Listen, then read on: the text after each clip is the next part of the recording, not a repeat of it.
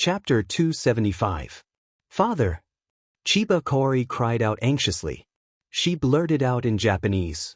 Right now, no one cared whether others could understand her or not. She had witnessed her father being slapped down the cliff of One Sword Peak by Fang Yan's palm. The cliff was so high that she and the woman who kidnapped her had to climb it for half an hour, and they had to start climbing from the middle of the mountain. If her father fell down like that, wouldn't he die? She was heartbroken. Tears flowed out of her eyes as she rushed toward the spot where Chiba Hajime had fallen. Phoenix grabbed her arm and shouted, "Stop! You are now my captive. Whether you live or die is up to me. Let me go." Chiba Kaori struggled with all her might. Ever since she met Phoenix, their conversation had been very pleasant. Even when she was kidnapped, she still had a smile on her face.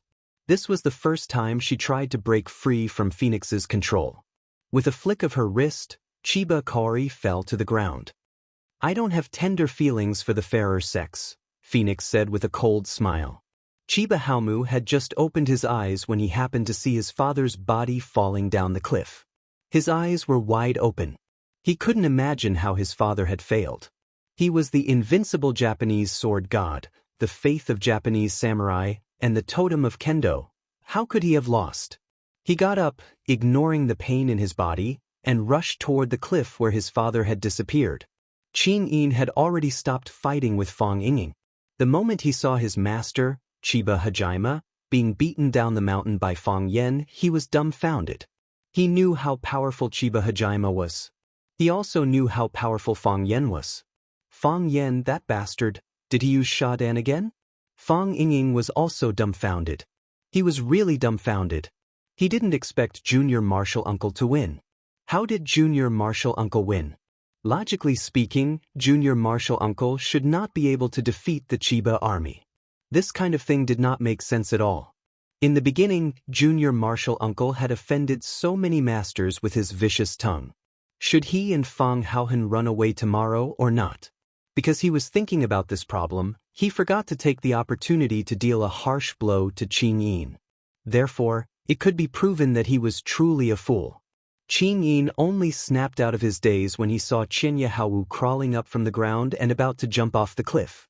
Using his full speed, he grabbed Xianxia Haowu, who was about to fall from the sky, and pulled him back. Before Xianxia Haowu could resist, he slapped the back of his neck, and Xianxia Haowu fainted again without a sound. They cooperated very well. To be honest, Fang Yen was also a little surprised. He knew that he was going to face a tough battle, and he had indeed been on the verge of death countless times. However, the sudden appearance of this state and the mutated Taiji heart made him completely unable to control it. In other words, he didn't even know if such a state would appear again in the future. Of course, even though he was confused, he still had to grasp the key point at the crucial moment. He knew what he should do and what he shouldn't do. What he should do was not to stand there in a daze, but to jump off the cliff with Xianxia Haowu. Fang Yen also jumped off. Phoenix said to Xianxia Haowu, who was still trying to crawl up from the ground, "Don't worry, your Mr. Fang jumped down to save your father." Xianxia Haowu looked over in surprise, and indeed, she saw her Mr. Fang jumping off the cliff. However, she didn't notice that when Phoenix said that, there was a trace of pity in her eyes. Not much, just a trace. Xianxia Haowu's falling speed was not fast, and he was still thinking about using his body's strength to control the inertia of the falling object. In this aspect, he did very well. He moved his feet and released his energy, using it to increase his buoyancy. If he wore the wide-sleeved robe that had not been blown up, he would look like those immortals who flew in the wind in the valley. This action was really cool. Fang Yen fell very fast because he needed to be fast. Xianxia Haowu was sent flying by Fang Yan's palm, which was a passive acceptance. As long as it was something that was passively accepted, everyone would be reluctant to do it. Xianxia Haowu didn't want to fall to the bottom of the valley, so he wanted to use his personal cultivation strength and the saplings and vines on the cliff to jump back to the top of the mountain. As long as he was given a small leverage point, he could soar to the sky again. He stood in front of Fang Yen again. He still wanted to fight, and he didn't want to admit defeat. Fang Yen thought the same. He also wanted to fight, and he didn't think that Xianxia Haowu had lost. As long as he was alive, he wouldn't lose. It wasn't easy for him to defeat him. If he didn't take the opportunity to kill him, what if he challenged him again after he recovered? What if he shamelessly challenged Fang Yingying and Fang Haohan? What if he challenged Yi Gentle, that wild woman? Fight. Keep fighting. I won't stop until I kill him. The matter was in free fall, and Fang Yan himself used the 1,000 caddies fall in this movement.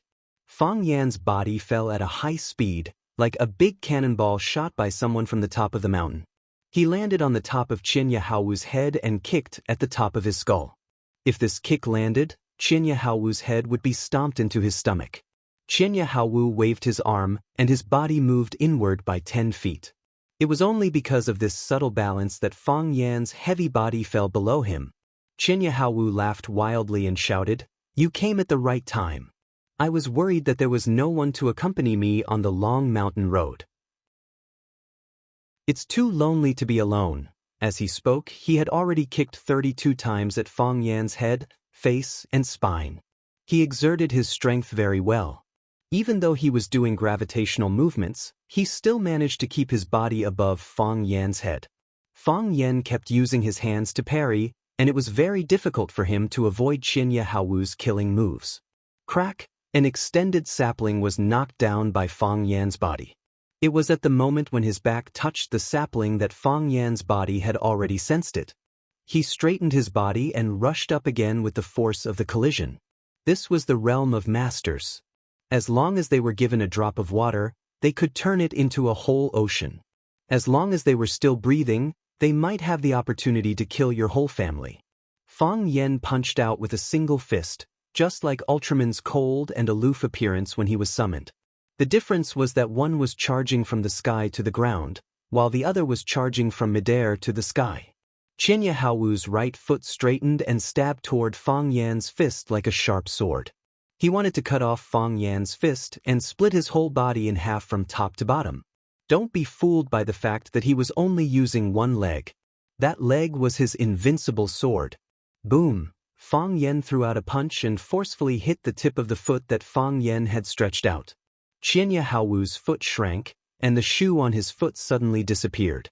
Before he could fully display his sword energy, Fang Yan had already hit him with all his strength. Qian Yahaowu's body also rose, but he was hit by Fang Yan. He stretched out his hand, and a handful of leaves fell into his palm. With a flick of his finger, a leaf silently pierced toward the center of Fang Yan's eyebrows. Flying flowers and leaves could hurt people. This was the strength of Qian Yahaowu. It was the same principle as when Fang Yan penetrated the paper with his internal force and disfigured the willow tree. Fang Yan punched out and sent the leaf flying. Qian Yahaowu flicked out 2 more leaves in a row. After they were sent flying by Fang Yan, the leaves suddenly rained down on Fang Yan. In the hands of Qian Yahaowu, each leaf was a small sword. He used these countless small swords to form a sword formation and covered the top of Fang Yan's head. People had very little space to move in the air. The way up was blocked by the sword formation. If he dived down, he would be chased by these Yi Jian, which had been penetrated by the fierce energy. Even if Fang Yan fell to the bottom, these Yi Jian would not necessarily lose all their aggressiveness and would still cause fatal damage to Fang Yan. This was Qian Yahaowu, the Japanese sword god who could not be underestimated at any time. Fang Yan was really angry. He knew it. He knew that this old guy was not a good guy. You have already failed and been thrown off the cliff. Do you still want to be so powerful? Do you still want to create so much trouble for people? It was so late now, and the audience was tired of watching. The ultimate move should have been used up. Can't you just obediently let me kill you? Do you have any professional ethics? Do you have any competitive spirit? What kind of match would go on and on like this? Fang Yan felt that he had to use his ultimate move and secret weapon. This old guy's spirit of resistance was too strong. He suddenly exerted force, and the pants on his lower body were shaken off by him. Hiss! When the pants flew off his body, there was a loud sound of cloth ripping. He grabbed the pants that could only be called cloth that was about to be blown away by the mountain wind and waved it at the small leaf sword that was coming toward his head. Clap, clap, clap, clap. the pants that were penetrated by true qi and the leaves that were penetrated by sword qi collided with each other, making continuous sounds. If you were lucky enough to see this scene from a distance, you would be surprised to see a naked guy grabbing something and attacking another guy with his upper body bare. The naked guy ran fast, and the naked guy chased even faster. Their fight looked very fierce and ambiguous. If they were not in love, they would never do such a thing. When Fang Yan pulled up his pants and slapped all the Yi Jian away, he also felt a little sad. Damn it, I didn't shake it well just now, and my underwear was also shaken off.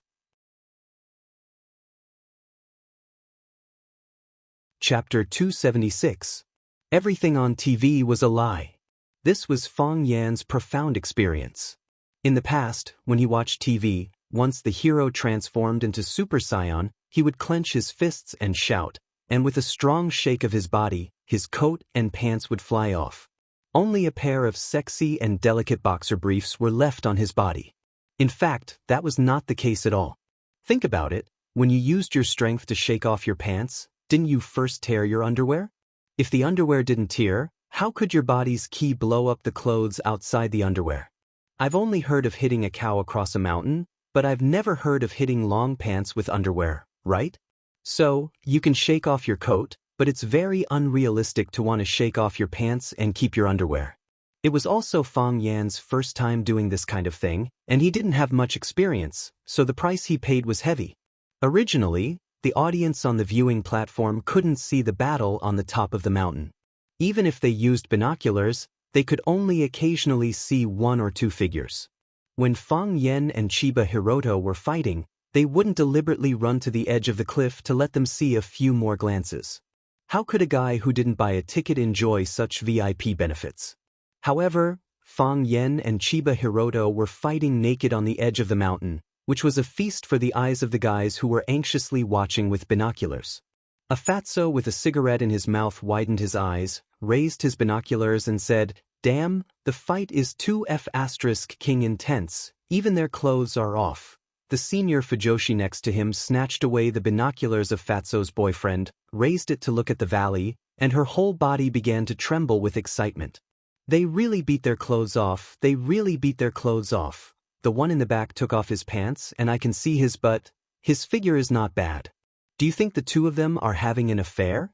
The love between the god of swords and the Grandmaster of Tai Chi, just thinking about it makes me so excited. There were even more direct women who waved their fists and shouted, "Together, together, together." Many years later, when Fang Yinging told his son about the battle between the king of Taiji, Fang Yan, and the Japanese sword god, Chiba Hashirama, he would still describe it in a heavy and hoarse voice. It was a tough fight, your Grandmaster's clothes were all gone.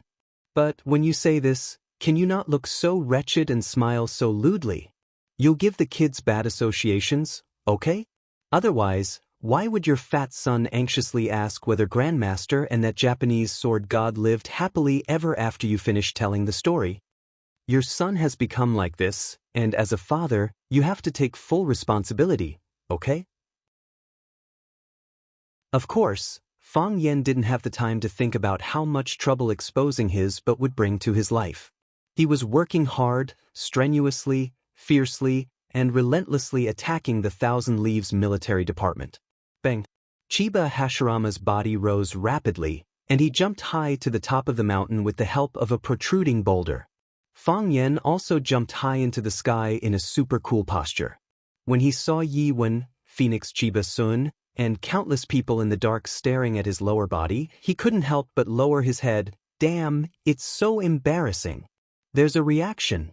Fang Yan consecutively used dozens of thousand gene weight on himself, adding up to several tens of thousands of gene. Only then did he manage to press his body down with lightning speed. So, in the eyes of the people on the mountain top, this was the scene. The naked Fang Yan jumped up from the valley like a monkey, and the naked Fang Yan jumped down like a monkey. Fang Yinging looked up at the starry sky, sighed softly and said, "Junior Marshal Uncle doesn't like women. Is the Fang family going to have no descendants?" Fang Haohan covered his butt nervously and said, "Junior Marshal Uncle peeped on me bathing. Junior Marshal Uncle took me to Shihizi Reservoir to catch crayfish, and he tricked me into taking off all my clothes. I was still young at that time, and I didn't have any awareness of defense. Fang Yingying and Fang Haohen looked at each other, and they saw despair and sadness in each other's eyes. Their virginity had long been tarnished, and they could no longer be pure and beautiful men. When Fang Yen jumped up again, he had a skirt around his waist. It was the pants he used to swing the leaf sword, and he had an idea to change it into this.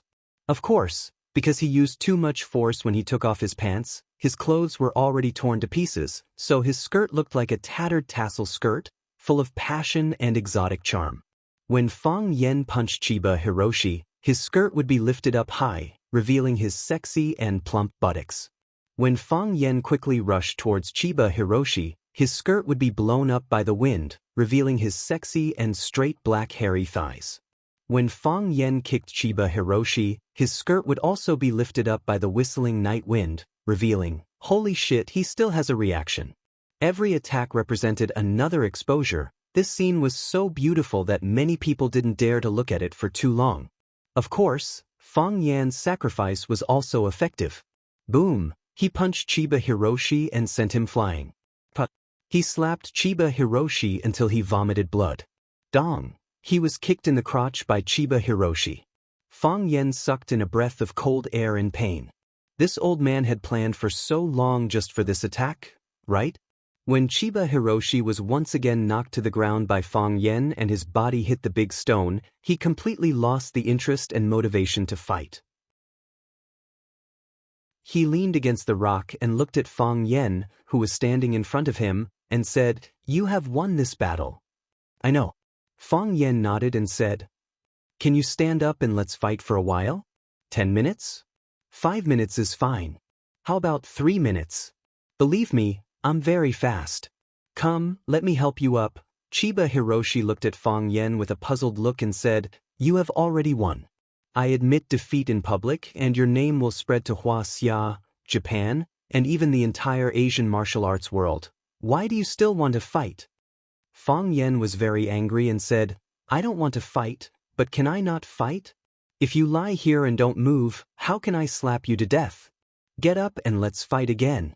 You pretend to punch me, and then I will smash your head with one punch." Chiba Hiroshi smiled silently and said, "You want to kill me?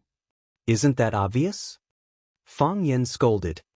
"You see that I'm young, promising, and knowledgeable, so you want to kill me to get rid of a terrifying and dangerous opponent for the Japanese. You have lived for so many years, eaten and drank, and played with everything you want. Not counting the illegitimate children, you even have 2 children. Can't you let me kill you with one slap? You're better than me at this point." Chiba Hiroshi said, "I wanted to kill you, and I showed my murderous intent from the beginning. You wanted to kill me, and you only showed a little bit of murderous intent now. T murderous intent. I just wanted to save my life from the beginning, okay? I only wanted to defeat you after I saved my life, okay? I only wanted to kill you after I defeated you, okay? You wanted to kill me from the beginning, but I went through a complicated mental journey and emotional change. You won't understand even if I tell you. Anyway, you have to stand up immediately and let me slap you to death." Chiba Hiroshi laughed wildly. He laughed until his voice was hoarse and he couldn't breathe. He clutched his chest and coughed violently, and bright red blood flowed from the corner of his mouth. His internal organs had been injured by Fang Yen, and his body was severely damaged. Just now, when Fang Yen knocked him out of the canyon, he had already lost his fighting spirit. The reason why he still fought with Fang Yen for so long was that he was unwilling to accept defeat. He couldn't accept it. He couldn't accept being defeated by a young man from Wuxia. In other words, his road to conquering Wuxia had ended here. But as soon as he took a step forward, his foot was chopped off.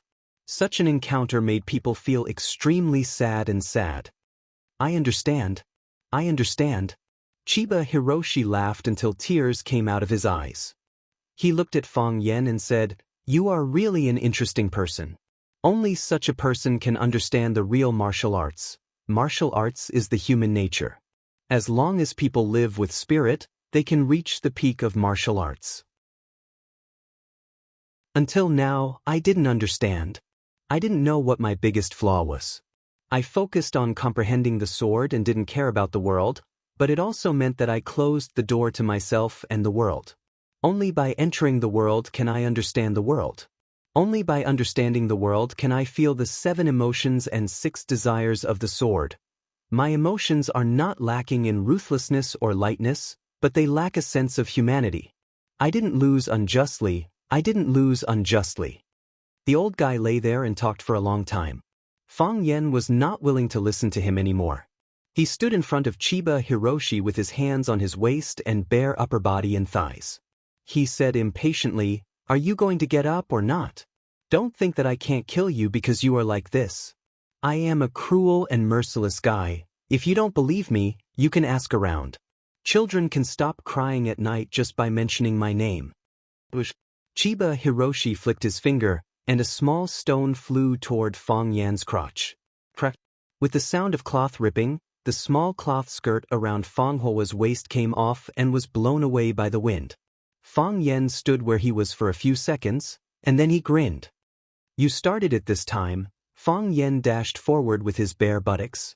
He punched and kicked Chiba Shinobu, who was lying on the ground.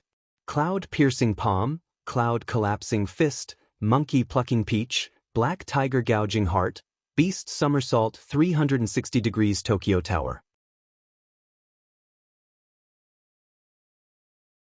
Chapter 277. Some people say that happiness is not because you get too much, but because you care too little. Fang Yen had long wanted to drag the guy who said this out and beat him up. It was easy to say, but if someone took off your pants and exposed your butt in front of everyone, would you not care and pretend that nothing had happened? I hate it when people act cheap. Fang Yen felt someone patting his butt. Oh, it was the wind. Fang Yen felt someone pulling his arm. He turned around abruptly and saw Chiba Kaori standing timidly behind him. She was helpless and pitiful. She said, "Mr. Fang, please, don't beat my father anymore, okay?" Fang Yen felt a headache coming on. When men were fighting, women should not be watching at the scene, should they? He kicked Chiba Kaori and said, "Your father wanted to kill me, so it's natural for me to kill him now. Am I right?" Chiba Kaori nodded. "But he has already lost. He has already admitted defeat to you. Mr. Fang, my father is a proud man like you. He would rather die than admit defeat. However, he admitted defeat to you. Can you let him go? Don't humiliate him like this anymore. Although he was defeated by you, please give him a little bit of a martial artist's dignity. All martial artists should be respected by others. Isn't that the case? You said in class that anyone who becomes the most powerful person in his own field and makes a special contribution should be respected by others, even if that person is a thief." Fang Yen could not help but nod and said, "You're right. I am indeed an iron-blooded man who would rather die than admit defeat. Otherwise, I wouldn't have accepted your father's challenge. I can see that your father is like me. No, he seems to have more backbone than me." Chiba Kaori was overjoyed and said, "Mr. Fang, you agree to let my father go?" "I'm going to kill him and let him have what he wants," Fang Yen said firmly. "I know what people like us really need." As he spoke, he slashed his saber at Chiba's neck. Thump. Chiba Sun threw herself onto her father and used her frail body to shield Fang Yen. She cried, "Mr. Fang, I beg you, let him go. He's just a pitiful old man who failed. He can't go back. He'll only be criticized and mocked by countless people when he returns. He has nothing left. He can't die because he's the husband of a woman and the father of 2 children. Mr. Fang, I know you're a kind-hearted man. You've never taken the initiative to hurt anyone. You've always been passively accepting challenges from others. You're refined, knowledgeable, and have a strong patriotism. In fact, you and my father are the same kind of person." Chiba Sun turned to look at Fang Yen and begged, "Mr. Fang, please have pity on this old man. Have pity on his daughter. Let him go, please?" Chiba Hyunbu's face was swollen and he was covered in blood. He didn't look like the god of swords anymore. However, he still maintained a calm and peaceful attitude. He reached out to stroke his daughter's hair and said with a smile, "Chiba Sun, thank you for everything you've done for me. This is the first time you've seen me fight with someone and I've lost. As your father, I feel so ashamed." "No, father, you're not ashamed. Not at all." Chiba Sun said as she hugged Chiba Hyunbu. In my heart, you're not only the Japanese god of swords, but also my idol. As a father, I know you're the best father in the world. You've never criticized me or forced me to do anything.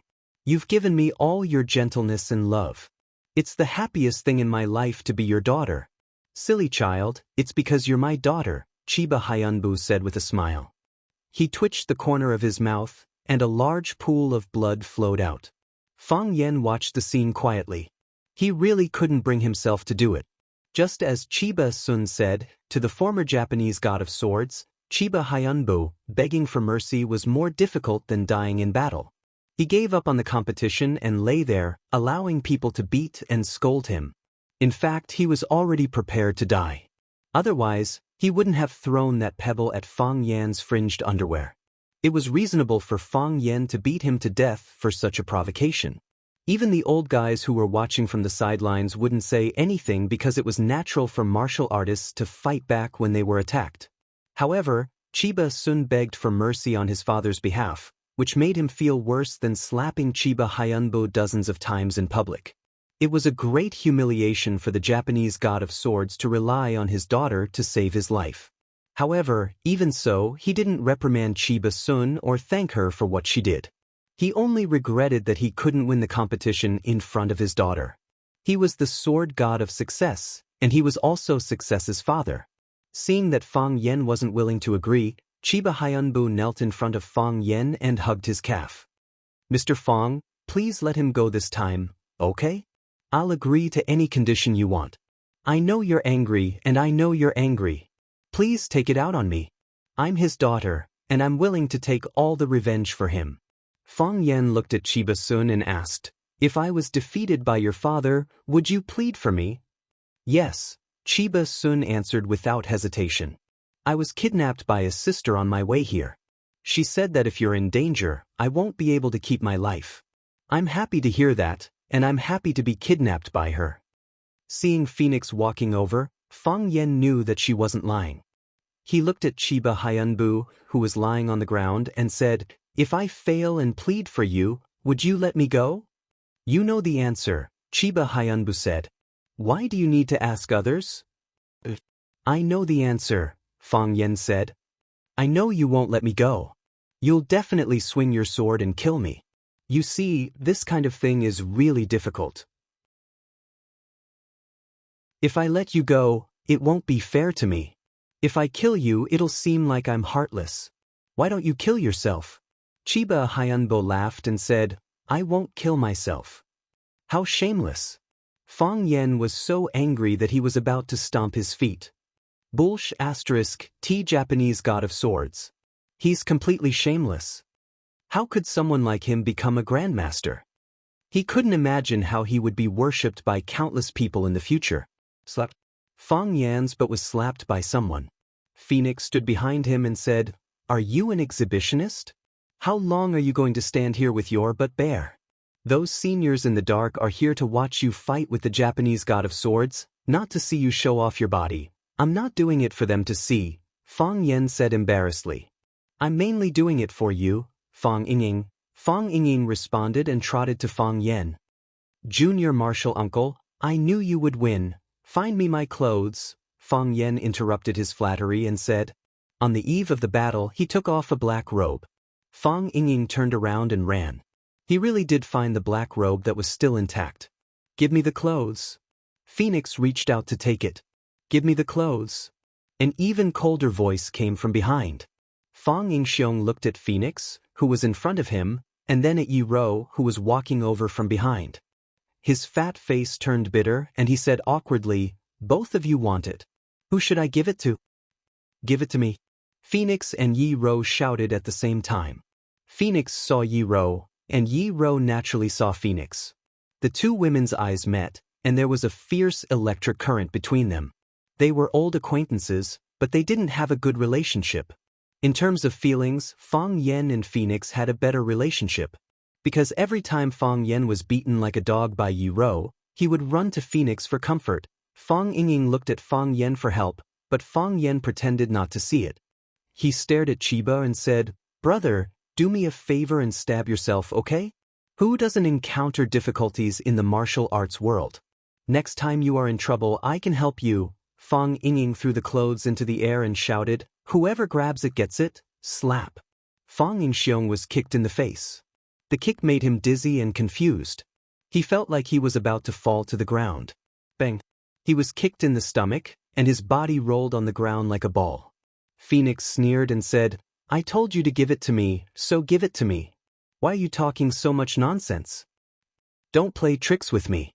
You're courting death," Yi Rou said in an unfriendly tone. Fang Haohan was so scared that he trembled all over. He wanted to hide his tall body in the crack of the stone. The black robe fell to the ground, but Phoenix and Yi Rou were unwilling to bend down to pick it up. How could such a cold woman do such a thing? Fang Yen looked at Phoenix and Yi Rou, sighed and shouted, "Fang Haohan." No one answered. Fang Haohan lay next to Fang Yingying, pretending to be dead. His face was still smeared with the blood he borrowed from Fang Yingying's face.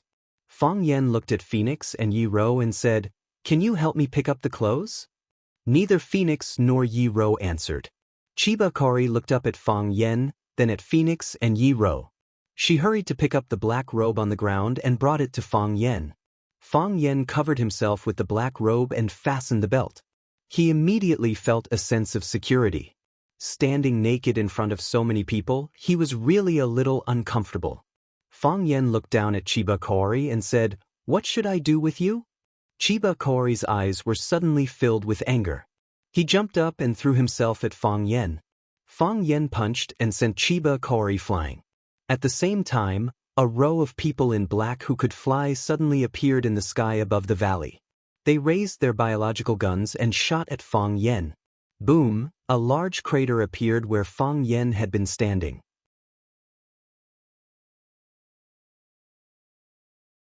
Chapter 278.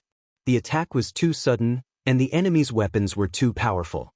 They wore flight suits and floated in the air, appearing in the sky above the Grand Canyon. They were silent, and it was impossible to guard against them. What was more frightening was their weapons, which looked like small submachine guns. A silver light bullet was shot towards Fang Yen. When the light bullet hit the hard rock, it actually smashed a huge hole in the rock. If someone were to stand there, they would probably shatter into pieces just like those stones. Not even their dregs could be found. These people came and went like ghosts. They were equipped with advanced equipment, and they used a killer move as soon as they appeared.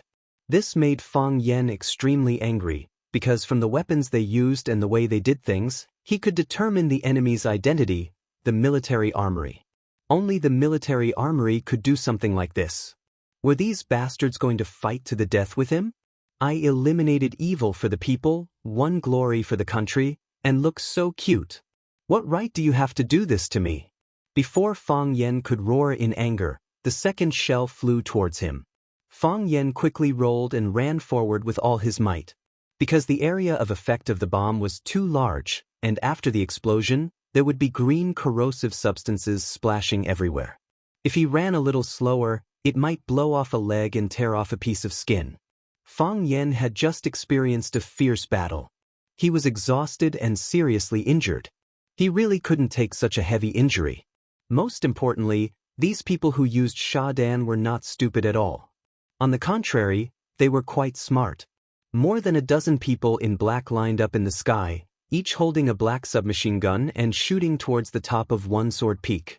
They cooperated well, and the shooting frequency was also carefully planned.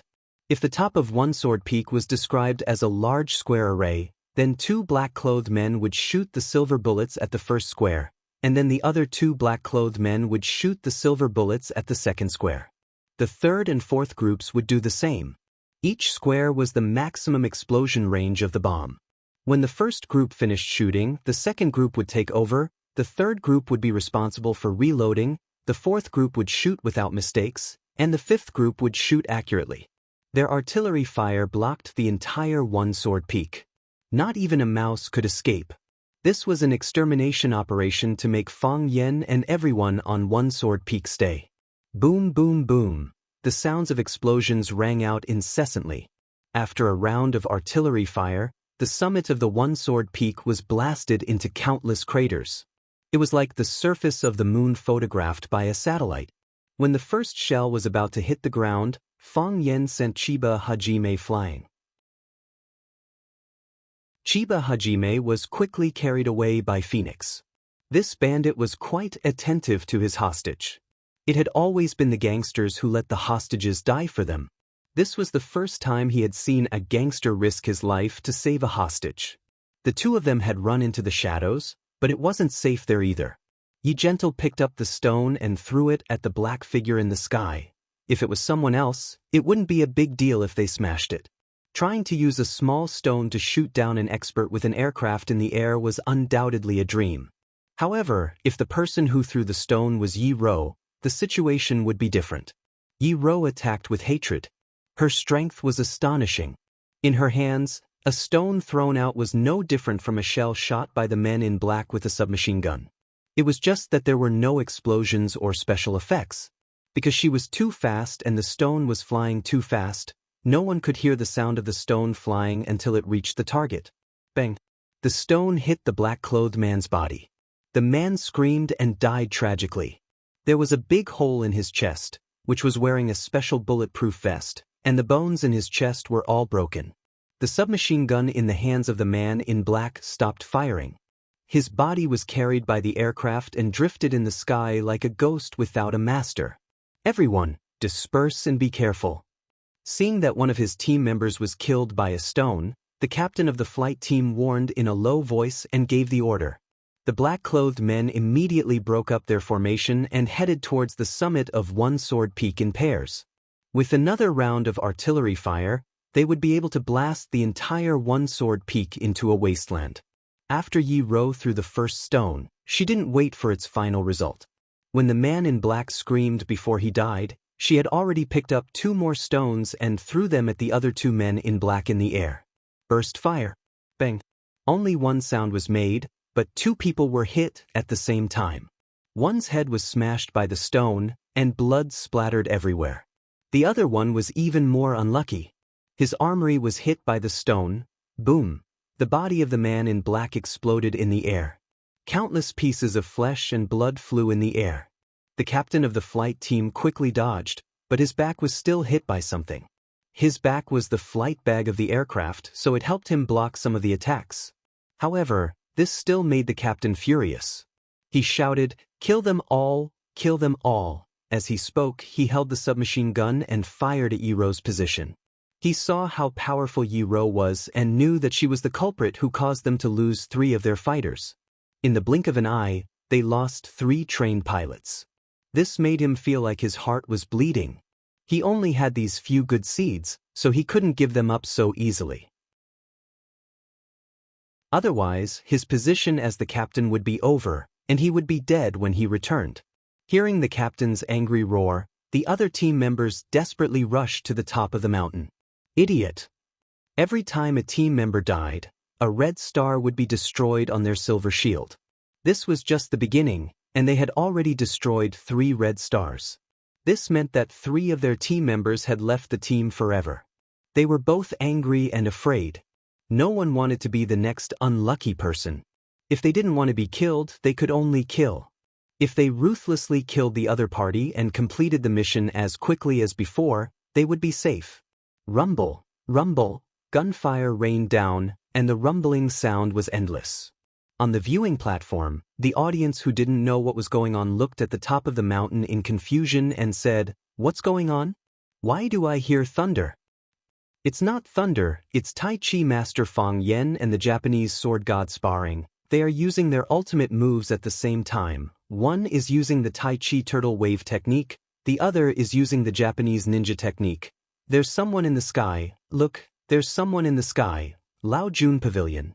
Jiang Zhulu raised his binoculars and looked, and his expression became ferocious. He looked at Lu Qingming and Lan Shanggu who were sitting in front of him and said, "Brothers, looks like we have to leave first." "What's going on?" Lan Shanggu took Jiang Zhulio's binoculars and looked, then said, "Someone wants to kill us all? Don't tell me they want to put shit on us 3 brothers? What a good move." Jiang Zhulu smiled and said, "Those people are so ruthless, we can't stay and clean up their mess." Lu Qingming also took the binoculars. This was the first time he looked at the top of the mountain with binoculars. After a few glances, he said, "Who are those people? They're so ruthless. They didn't just want to kill Fang Yan, right? But, since it's like this, it's probably too late for us to leave now, right?" Who knew this would happen? Lan Shanggu smiled bitterly. "If I knew this would happen, I wouldn't have come." Jiang Zhulu looked at Lan Shanggu with a smile and said, "Brother Shanggu, if Fang Yan really couldn't go back today, wouldn't it be easier for you to do business? Lu Chaoga isn't an easy person to negotiate with." Lan Shanggu shook his head and said, "If Fang Yan died, Lu Chaoga would be a toothless tiger.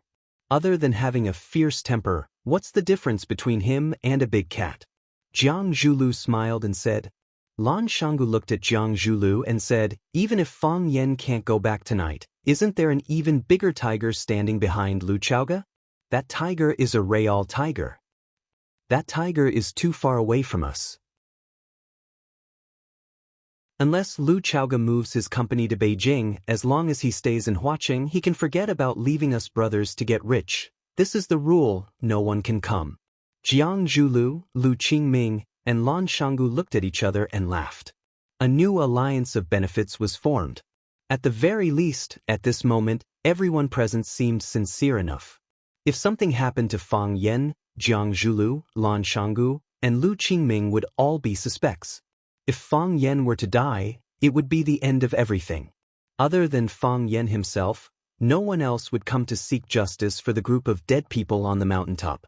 However, if Fang Yan didn't die, then things would be even worse. Who would Fang Yan suspect? They wanted to leave, but they couldn't. If they left in a hurry, wouldn't it make people suspect that they had a guilty conscience? Smart people like to complicate things, so what they had to do was to simplify things as much as possible. Jiang Zhulu clicked his tongue and said with some pity, "This fireworks show is even more exciting than the battle just now. It's a pity that there's no wine to accompany the meal." "What a pity." Jiang Zhulu had already finished all the wine he brought, and the show was over. It was time to leave, but he didn't think that there would be another competition now. Clearly, he wasn't satisfied. Lu Qingming thoughtfully looked at the sky above his head and said, 9 out of 10 things don't go as one wishes. Who can be perfect? I always feel that we have enough.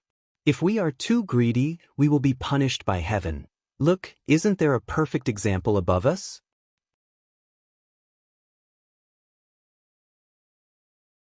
Chapter 279. The top of One Sword Peak became hell on earth. After numerous rounds of indiscriminate gunfire, as well as the green liquid splashing all over the place, there wasn't a single place left intact on the mountaintop. Rocks were broken, trees were burnt, weeds were blackened, insects and birds were all dead.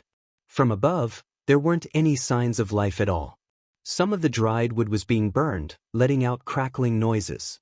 This was the only sound at the top of One Sword Peak.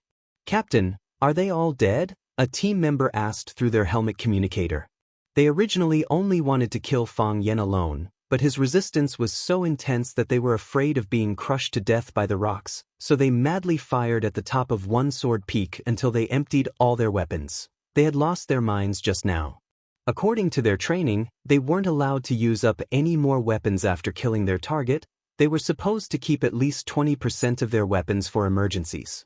This was the first time they'd ever done something like flattening an entire mountain in one go. Who told them to face a bunch of freaks that could fly around and shoot down airplanes with rocks? It should be, dash. The captain cautiously scanned his surroundings, then finally made his decision and said, "They're all dead." The captain gestured with his hand and ordered, "Retreat." The team members received their orders and prepared to dive down. At this point, something unexpected happened.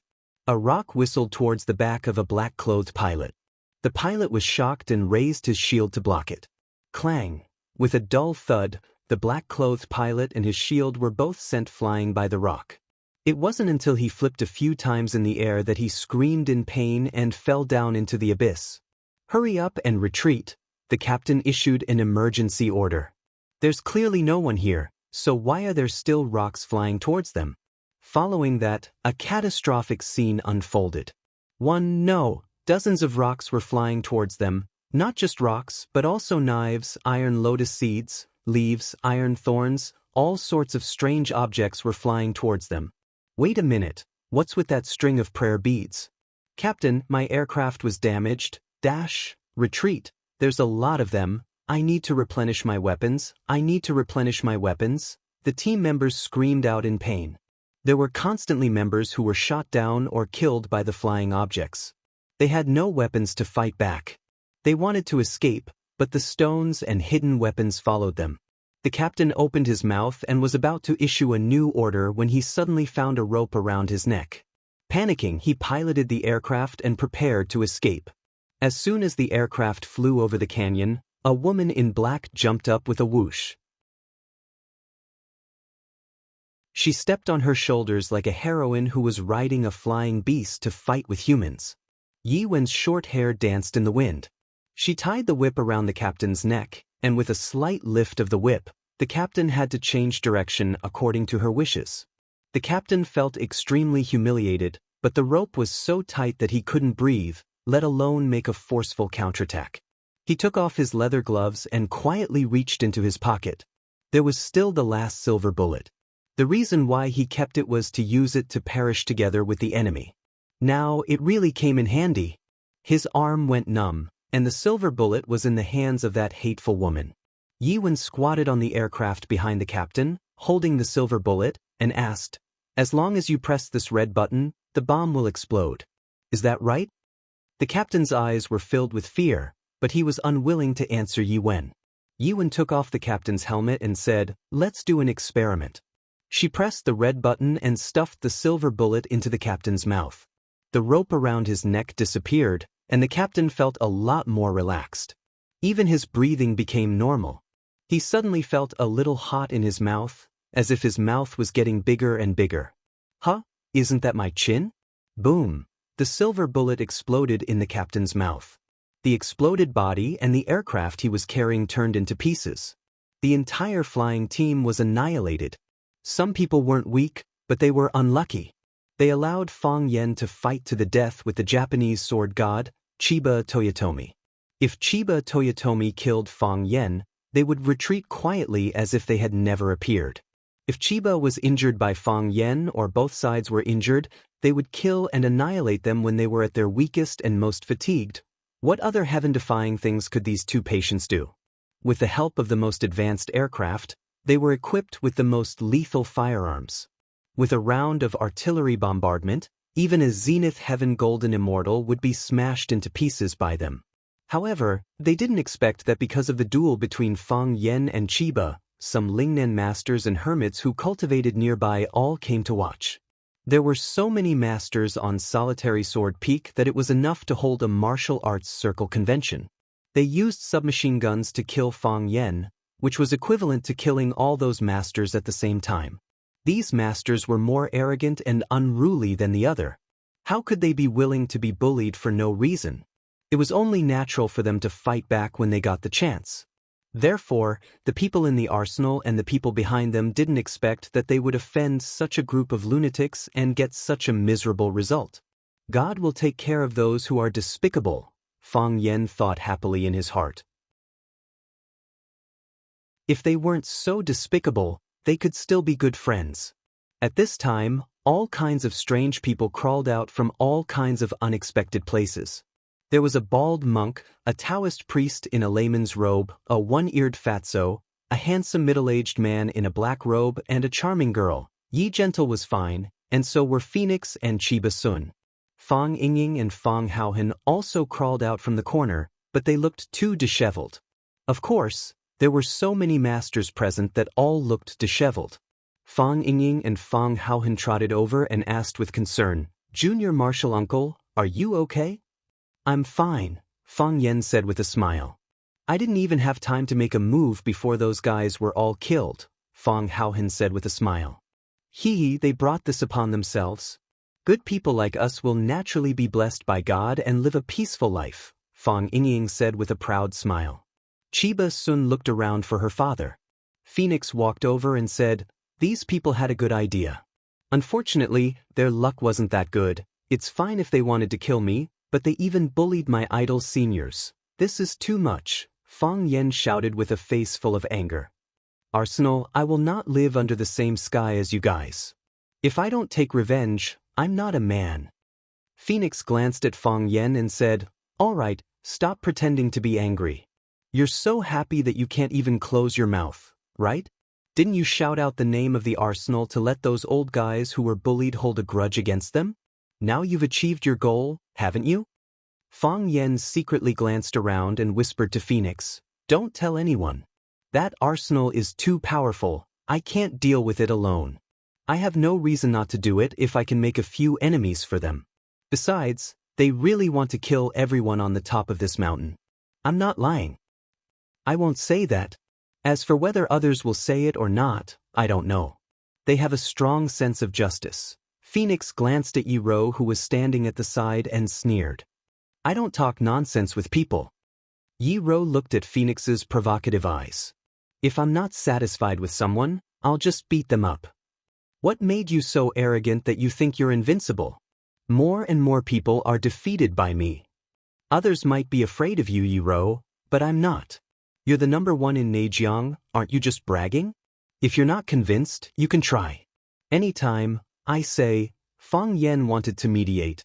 Today is a big day, there's no need to be so contradictory, right? Shut up, Phoenix and Yi Ro shouted at the same time. Fang Yen looked up at the sky, a little helpless in his eyes. The bald monk spat at the sky, strode to Fang Yen and shouted, Fang family's boy, eat my fist. If it weren't for you, I wouldn't be in such a sorry state.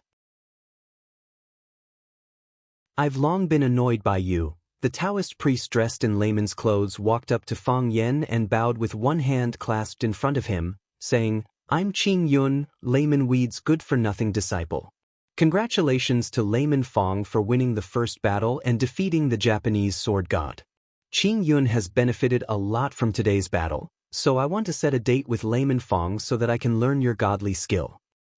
I'm Kai Zhonghong, the king of gossip who questioned why the Japanese sword god didn't challenge you.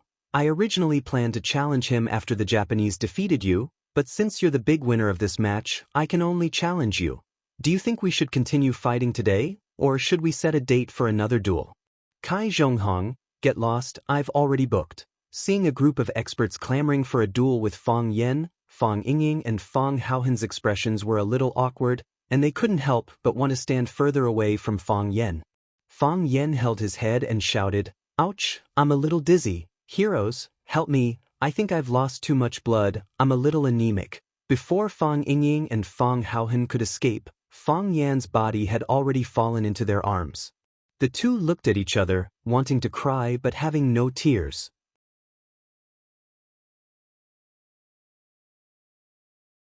Chapter 280.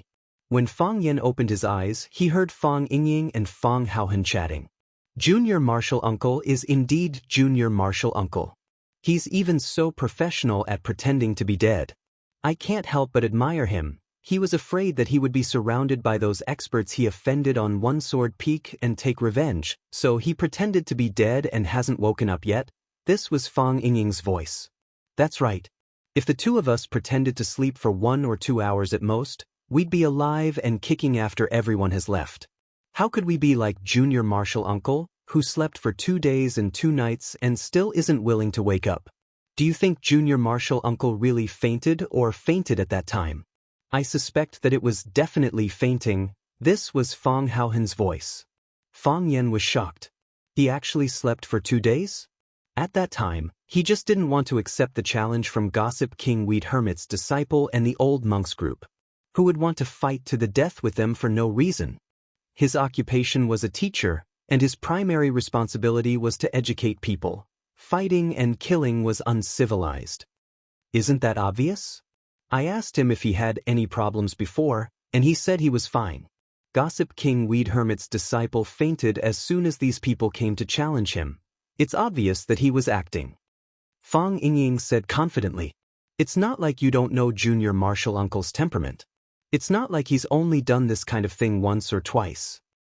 But Junior Martial Uncle's injuries are really serious. Even Phoenix and Miss Yi said so.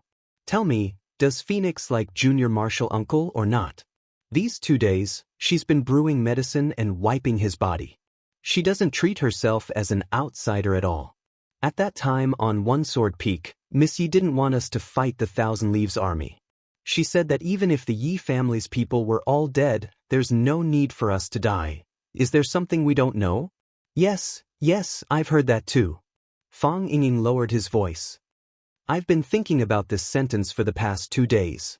Say, could it be that Miss Yi is deeply in love with our junior martial uncle and has already regarded herself as the Fang family's daughter-in-law? Impossible, right? Junior martial uncle was beaten black and blue every time he fought with Miss Yi. He couldn't get out of bed for more than half a month. What kind of daughter-in-law would beat her future husband like that? Fang Yingying thought about it seriously and said, it's not impossible. Think about it, Miss Yi's skills are so good, and she has violent tendencies. Whenever she has something to do, she'll definitely find someone to beat up. Take the inner world for example, how many people can be a match for Miss Yi?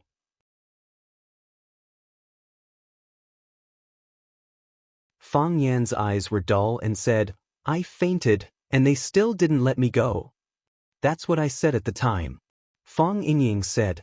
Seeing Fang Yan's eyes looking at him, Fang Yingying added, in the end, I was slapped on the head by that bald monk.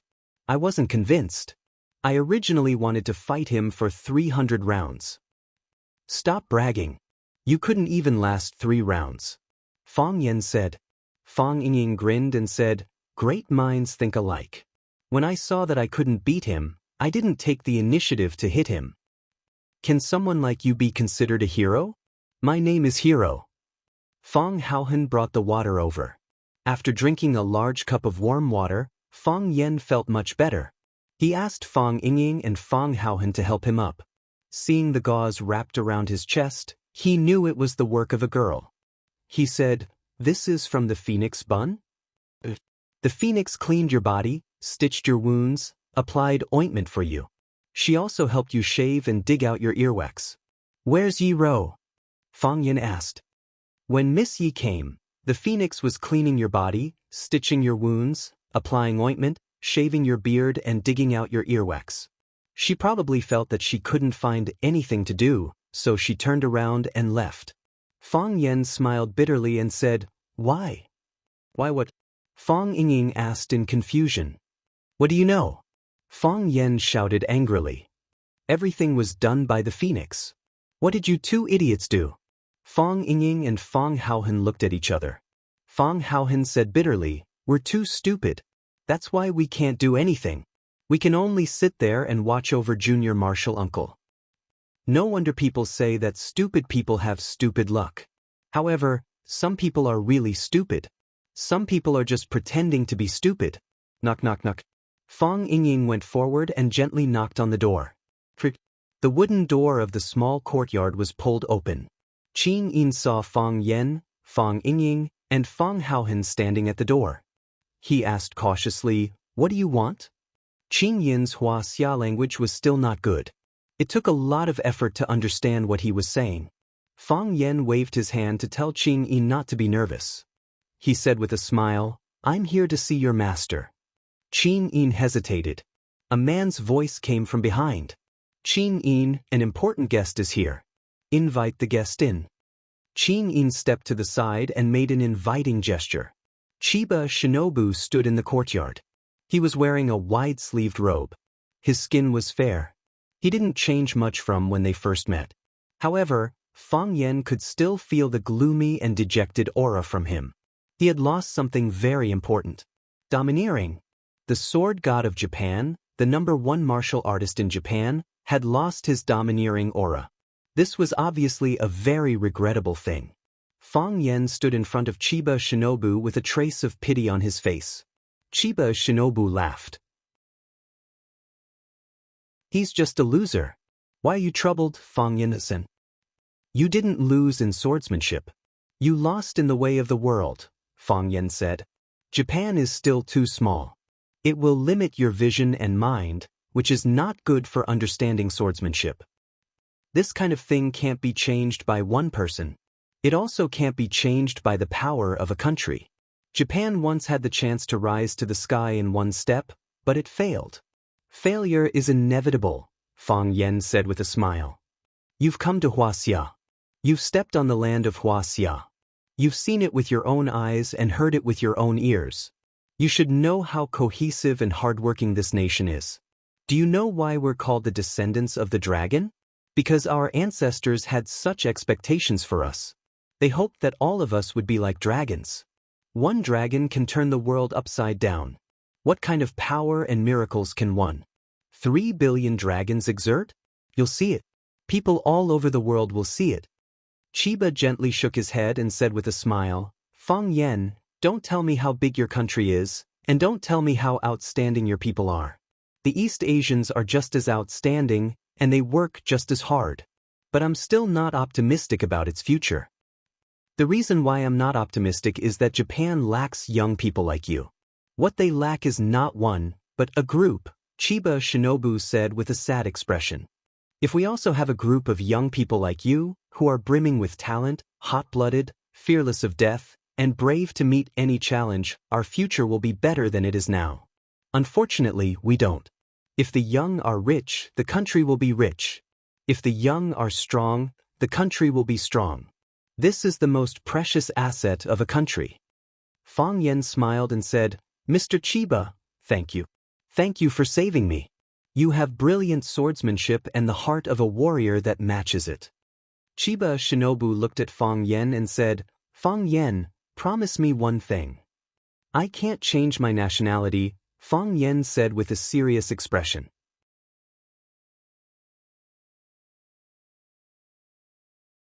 Chapter 281. Chiba Hattori's face and forehead were full of scars. Although they had been treated with medicine, they were not specially bandaged with gauze. Therefore, those wounds were like little red flowers growing in the wild grass, looking particularly delicate and dazzling. Fang Yan's face was also injured, but his face was often injured, so the people around him were used to it. However, when Chiba Hattori's face was injured, everyone felt that it was particularly funny and strange. The head of the Japanese Ministry of War was the Japanese sword god. When he first came to Wuxia, he wore a white, wide-sleeved robe every day like an immortal. At first glance, one could tell that he was a high-quality uncle with knowledge, quality, and wealth. If those love-struck girls saw him, they would definitely yell, "Come to my bowl." However, it didn't take long for him to be beaten up by Fang Yan. It was sad to think of it. Qing Yin refused to leave and stood behind Chiba Hattori. If Fang Yan dared to do anything, he would rush up and be beaten up by Fang Yan. Chiba Hattori also came out, and he looked even more embarrassed. His eyes were still purple-black, and there were several scars on his forehead. One of his arms was tied with a bamboo board. When he walked, he couldn't help but look at his crotch, because Fang Haohen had kicked it there. His mouth was puffed up like a frog that might jump up and eat insects at any time. He stared at Fang Haohen fiercely and hatefully. Obviously, Fang Haohen had replaced Fang Yan's position and become his most hated enemy in his mind.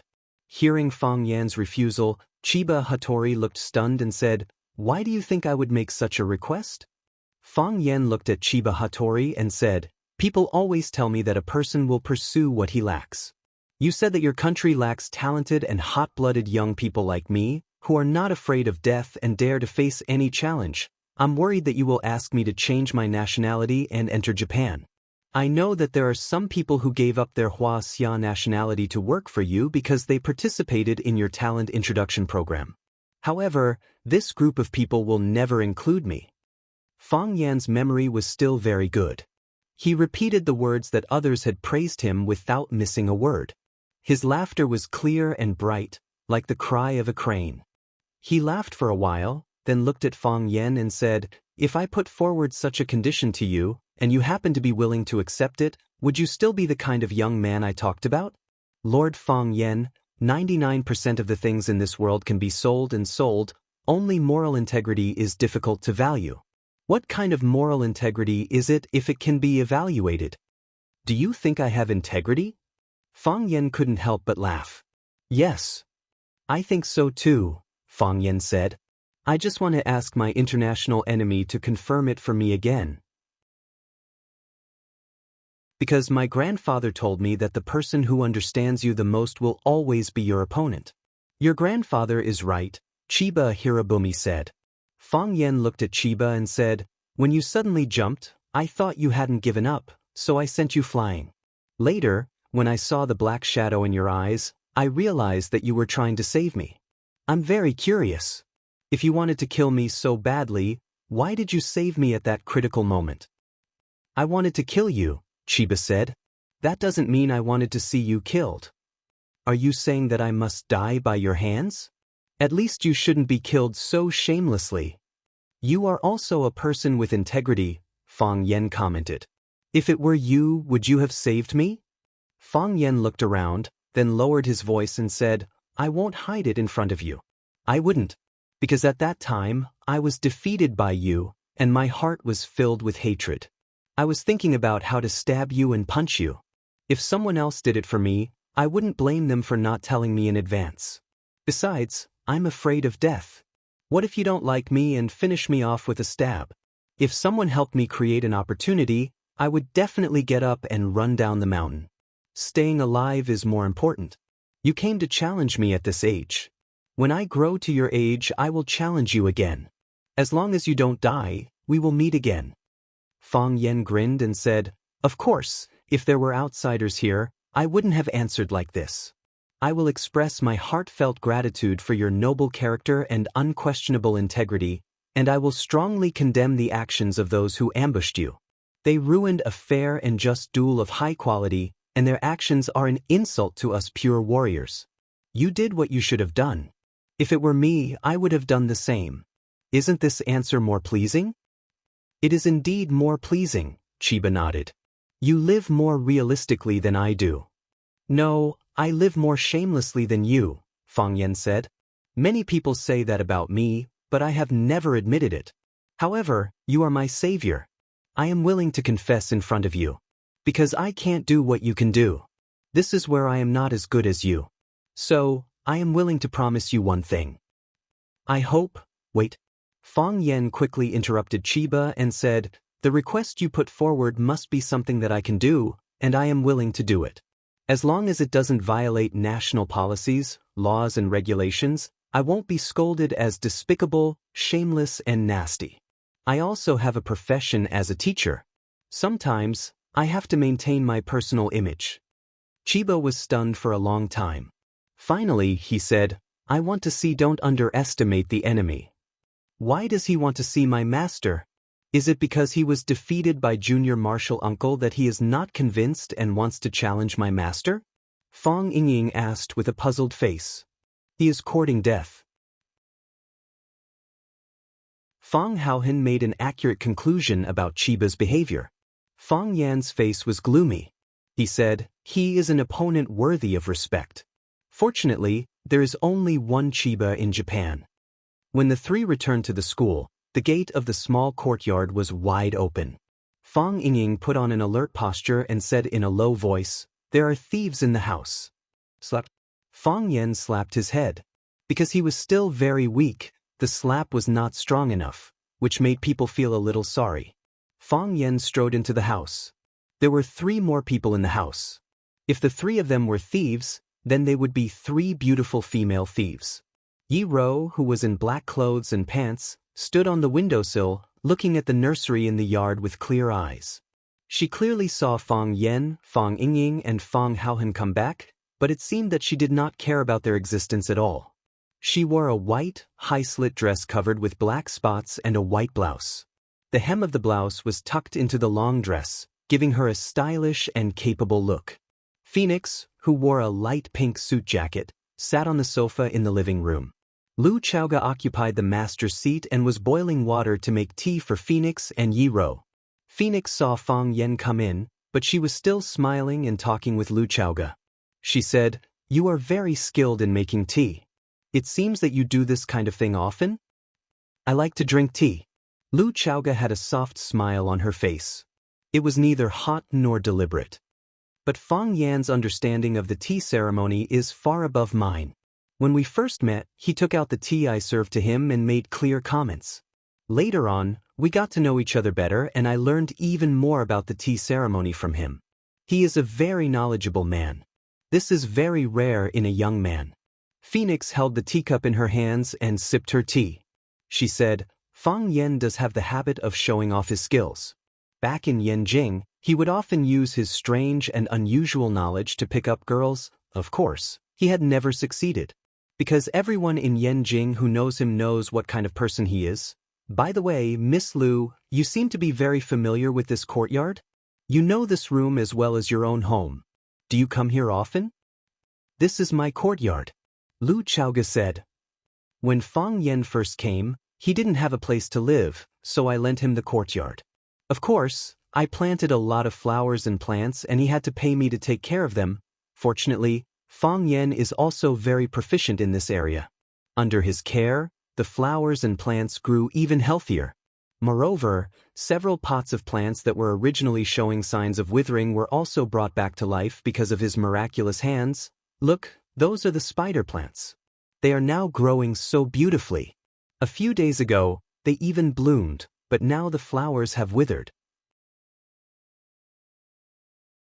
Phoenix smiled even more happily and said, 2 days ago, when I was helping Fang Yan wipe his body, I was curious.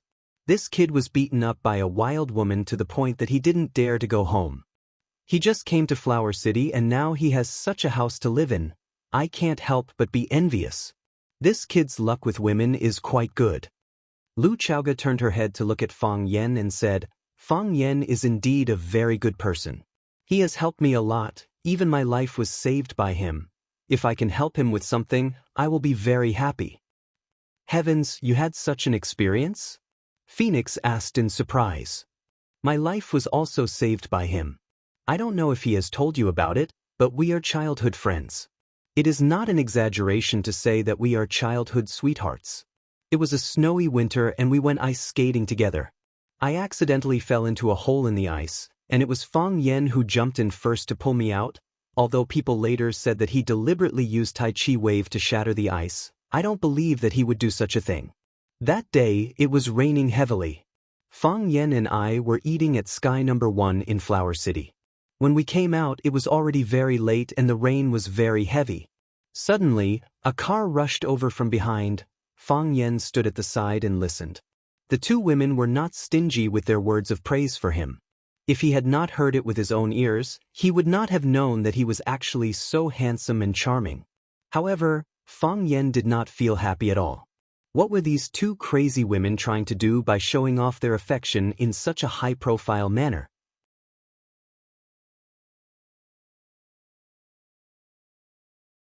Chapter 282. There must be a reason for something abnormal. Fang Yan understood Lu Chaoge, and he also understood Phoenix. Neither of them were women who liked to show off, and neither were they the kind of cute little women who would squeeze their chubby faces together with their boyfriends to pout and act cute. After taking photos, they would post them on their WeChat moments and wait for everyone to like them. One of them was cold and quiet, while the other was arrogant and seductive. Many things were seen through without saying anything, and they would use their own unique way to protect and repay the kindness of others. Did they take the wrong medicine today? That night, the rain was too heavy, and I couldn't see anything around me. It was dark and the road was slippery, and the car didn't have its lights on. If it wasn't for Fang Yan who suddenly rushed over and hugged me and pushed me away, I think I would have become a pile of bones by now. That was the first time I realized how close death was to me. This time, it wasn't just to show off their love. Even Phoenix could hear Lu Chaoge's indescribable gratitude and trust towards Fang Yan from her narration. Although it was dangerous to be a hero saving a damsel in distress, the reward was also relatively rich. Of course, that was under the condition that you weren't too ugly. After listening to Lu Chaoge's narration, Phoenix exclaimed and said, So something like this happened between the two of you. Although Fang Yan and I can be considered childhood sweethearts and have gone through many trials and tribulations together, I always felt that it wasn't as passionate as the two of you. When he held you in his arms, you must have felt very happy, right? Lu Chaoge smiled and said, He held me in his arms, and then rolled on the ground to avoid the impact of the car. At that time, I definitely didn't feel anything strange. Now that I think about it, it must have felt very sweet. Phoenix seemed to have just noticed Fang Yan's existence and said, "Fang Yan, sit down and have some tea." "What? You don't want Miss Lu to tell the story between the two of you? I think it's pretty good. In the past, everyone thought you were a lazy and cunning bee asterisk tease. Today, after listening to Miss Lu's words, our understanding of you has been completely subverted." Fang Yingying and Fang Haohen exchanged glances with each other. Both of them were unwilling to give up. Why would a woman speak up for Junior Marshal Uncle? So why wouldn't he be a jerk? Junior Marshal Uncle has been guiding the industry trends, okay? "Now I feel that you are a loyal and righteous bitch," Phoenix praised. "I've never thought that something like this would happen to you.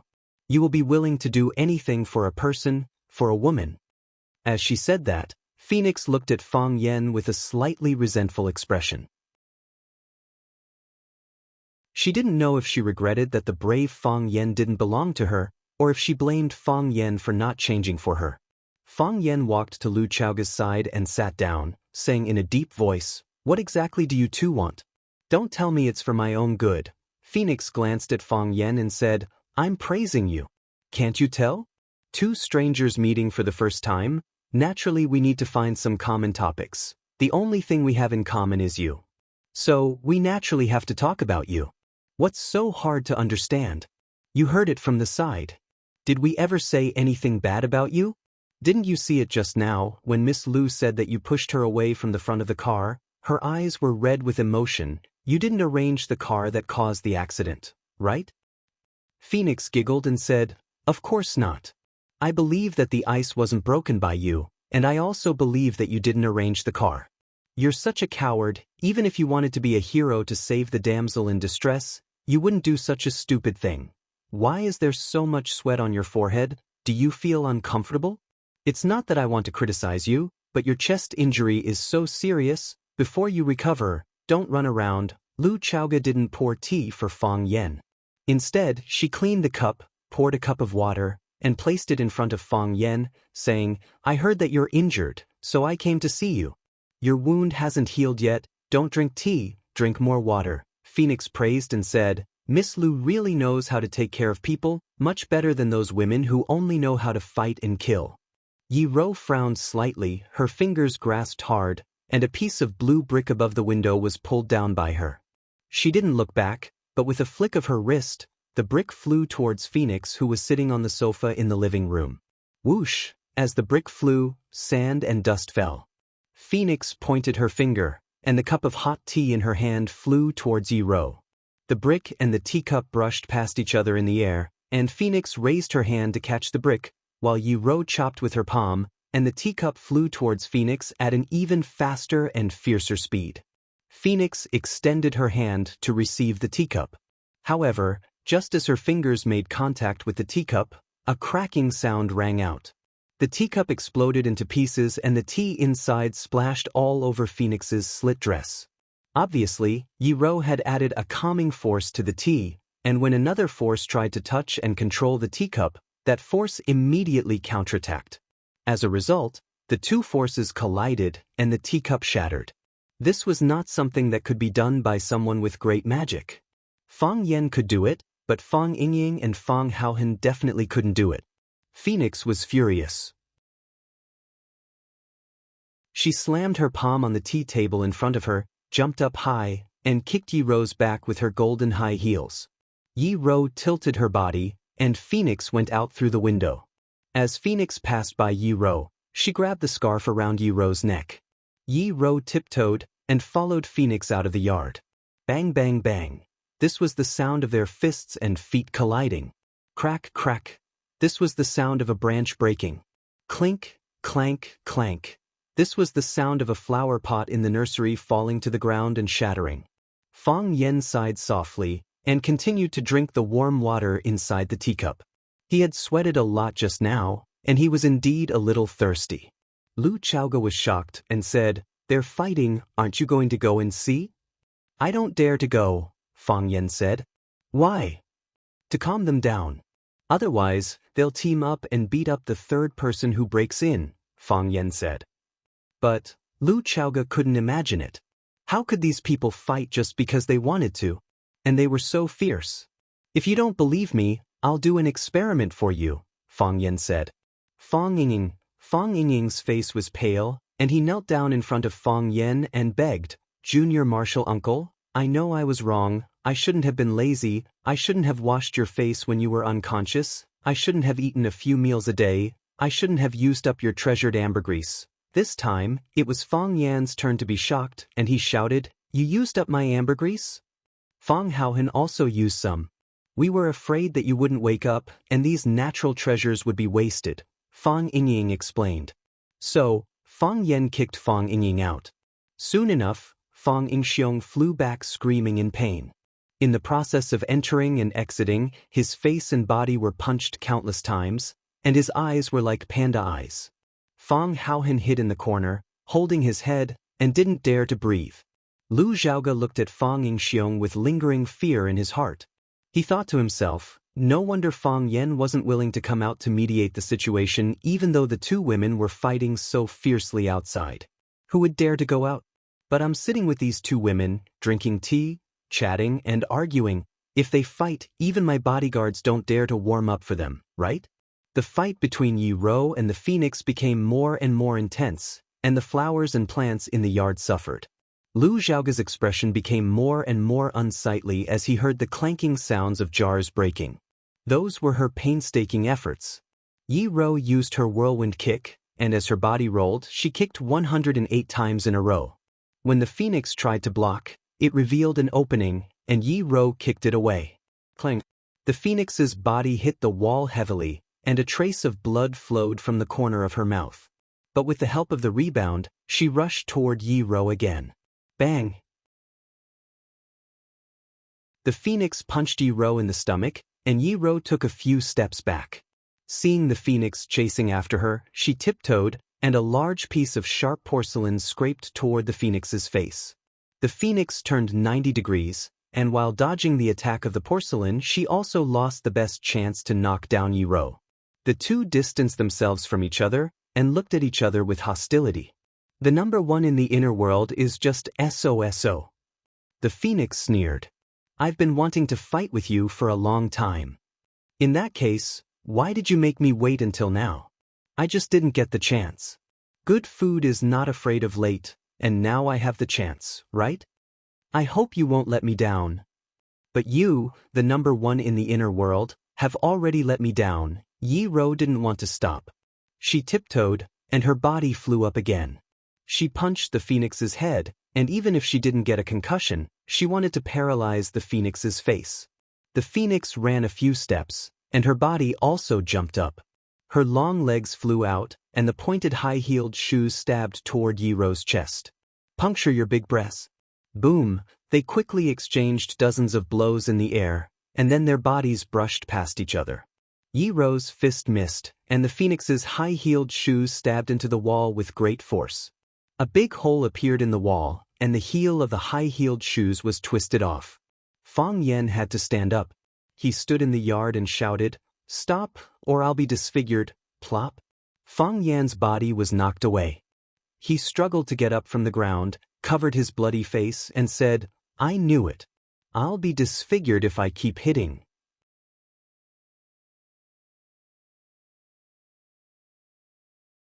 Chapter 283. Fang Yan's sacrifice was worthwhile. At least Phoenix and Yi Rou didn't continue to fight. Lu Zhaoge was also worried. If they kept fighting like this, the whole building, no, the whole Rosefinch High School would be torn down by them. How could he pluck a brick out of the wall just by grabbing it with his hand? Phoenix and Yi Rou distanced themselves from each other. They looked at each other with hostility, like two aggressive roosters. Phoenix suddenly laughed. She looked at Yi Rou and said, What? You don't want to give up? You are the one who doesn't want to give up, Yi Rou said with disdain. Of course I don't want to give up, Phoenix said. If I can't get it, I won't let you get it. Who told me to hate you so much? I think Lu Zhaoge is very good, much better than you. I don't want what others snatch, Yi Rou said coldly. I hope you keep your word, Phoenix said with a sly smile like a fox. Phoenix left, so did Yi Rou. Phoenix was very happy when she left. She patted Fang Yan's face and told him to take care of himself. She also patted Fang Yingying and Fang Haohen's shoulders and told them to take good care of junior martial uncle. In fact, Fang Yingying and Fang Haohen also wanted her to pat their faces. They had even prepared their faces in advance. Unfortunately, Phoenix didn't let them get what they wanted. Phoenix also chatted with Lu Chaoge for a long time. She kept praising Lu Chaoge's beauty and saying that she and Fang Yen were a match made in heaven. It was as if the two of them had been friends for decades, and she knew Lu Chaoge very well. Yi Rou also left. Yi Rou left very quietly. She just glanced at Fang Yen and then turned to leave. Fang Yingying and Fang Haohen wanted to stay but didn't dare to send them off. He just followed behind Yi Rou timidly and watched her walk out of the courtyard. When she stepped out of the gate, Yi Rou walked in a free and easy manner while Fang Yingying and Fang Haohen walked in a wretched way. Fang Yen lay on the sofa, and Lu Chaoge helped him apply the ointment on the wound on his face. The wound on his face from the Battle of One Sword Peak had yet to heal, and now he had to suffer another innocent injury. He was afraid that he wouldn't be able to go out and meet anyone for 10 days to half a month. Now you know what kind of people they are, right? Why are you getting involved in their conflict? Do you know how dangerous this is? Fang Yen kindly reminded him, although it was too late to remind him now. I've long heard that you're going to have a duel with the Japanese swordsman, but I didn't go to watch it. I dare not. I have confidence in you. I know you will win. We've been through so many things together, and you've never lost, but I still dare not go there. I'm afraid that something bad will happen. I was the first one to come in and I opened the gate. Then Miss Yi Rou came, and the last one was Miss Phoenix. Miss Phoenix and Miss Yi Rou don't get along very well. Because Phoenix has been provoking Miss Yi since she came. Miss Yi doesn't like to talk, so she left her seat and stood by the window alone. I can see that she wants to wait for you to come back. Otherwise, she would have left a long time ago according to her character. Lu Chaoge was one of the people involved in the incident. She told some of the things that happened before Fang Yen came back. There are only a few ways for women to fight. First is to rope in more people to support themselves. Second is to suppress and isolate the opponent. The frequency of this method is very high. Miss Phoenix did it very well. She needed someone to cooperate with her, and I became the person who cooperated with her. Seeing Fang Yen frown, Lu Chaoge smiled and said, Miss Phoenix is a person who can be easily seen through, but it's hard for Miss Yi to let others know what she's thinking. Since Miss Phoenix wants to provoke her, why don't I help her? In this way I can see a more real Yi Rou. Did you see it? Fang Yen asked. I saw it. Lu Chaoge put the medicine box in the medicine box on the coffee table. What did you see? Miss Yi is simpler than Miss Phoenix. Lu Chaoge said. Fang Yen smiled and said, Didn't you say you don't understand? Miss Yi is quiet and serious, which makes people feel that she is cold and arrogant and keeps people thousands of miles away. This kind of first impression is not good. Lu Chaoge explained. On the contrary, Miss Phoenix is warm and generous. Although she is extremely arrogant, she is good at making topics, which makes people feel like a spring breeze when they get along with her. There is also a trace of joy in your heart. You feel that even such a charming woman is willing to be friends with you, and you feel respected and loved. In this case, shouldn't you like Phoenix more? I don't hate Phoenix because she lives a heavy life. A dancing phoenix wearing shackles, no matter how beautiful she is, can't fly to the Chinese parasol tree. But I like Miss Yi more. Why? Fang Yen sat up straight and looked at Lu Chaoge with some doubt. To be honest, Yi Rou's relationship with others had always been very bad. Whether in the Jianghu or the Jianghu, as long as they were familiar with her, they would eventually fall in love with Phoenix. She was too cold, too arrogant, too strong, and too violent. It would be strange if such a person had friends. Therefore, Yi Rou had always been excluded from various circles since she was a child. Fang Yen, Bai Xiu, and other friends of Phoenix Bailey Lu often went up the mountain to catch birds, went into the water to catch fish, went skiing on the ice, and fought sharks in the sea, but Yi Rou was never there. Everyone had heard of Yi Rou. Everyone knew about Yi Rou. But no one had ever asked them to play with Yi Rou. Of course, The person who hated Yi Rou the most at that time was Fang Yan, because he was the most direct victim. Young people cared about their reputation, especially those who thought they were good at fighting. If anyone dared to scold them or spit on them, they would fight with their lives. Yi Rou often beat him up like a dog, and he would go to Phoenix for help with all his wounds. There was even a long time when Fang Yan stubbornly blamed the failure of his first love on Yi Rou, because no woman would like an idiot who was always beaten black and blue and couldn't get out of bed. Today, he heard someone say good things about Yi Rou, which really surprised Fang Yan. Because how bad can a woman who doesn't even know how to express her love be? Lu Chaoga said, I can't see Phoenix clearly, but I can see Miss Yi clearly. She likes you. Fang Yan was stunned. Lu Chaoga sighed softly and said, Don't pretend you don't know. Lu Chaoga took the medicine box to the kitchen, and then went to the yard to clean up the broken branches and tiles. A tile pricked her finger, and bright red blood flowed out. She took out a band-aid from her wallet in her pocket and put it on her finger. She could take good care of herself. This was a habit she had developed when she was very young, and she didn't want to show her wound to others easily. She liked Yi Rou more, and she felt that Yi Rou was the same kind of person as her. Because of the serious injury, Fang Yan asked for a few days of sick leave from school. Zhang Xiaofeng, the principal of the school, came. After seeing Fang Yan's injury, he sighed and said that since he had a cold, he should take a good rest and not worry about the 9th class. He would find an experienced teacher to take care of him for a few days. Li Mingxiang, the director of education, and Zhu Jian, the deputy director, also came. Li Mingxiang cursed Fang Yan as soon as he saw him. Then he asked if he had applied medicine, and there was still half a bottle of golden chrysalis muscle-nourishing powder at home. Fang Yan hurriedly said no. Zhu Jian was an honest person. He asked in a low voice what happened to Fang Yan's injury, if he had quarreled with his girlfriend, and when he would take his sister-in-law to dinner. Because of Fang Yan's special status in the school, almost all the middle and senior leaders of the school came during his days off. Wang Haoren, Tangqing, and Su Ying also came. They came to visit Mr. Fang on behalf of the students of the 9th class. What's more, he came with several fruits in his hands. Wang Haoren deserved to be the son of a journalist. As soon as he saw Fang Yan, he exclaimed and said, Mr. Fang, Director Li said that you had a cold and had to ask for a few days off. Why was your face beaten like this? Who beat you? Did you call the police? Tangqing smiled and said, I know the reason, but I won't say it. Su Ying glared at Tangqing angrily and said, Tangqing, you're so annoying. It's fine if you don't know, but if you know, you won't share it with us. What kind of classmate are you? Tangqing looked at Su Ying and said, It's not that I don't want to say it, but Mr. Fang definitely doesn't want me to say it. Mr. Fang, don't you think so? Fang Yan was extremely angry. If his body had not recovered, he would have jumped up and beaten this guy. For his behavior, there was only one word to describe it. He deserved to be beaten.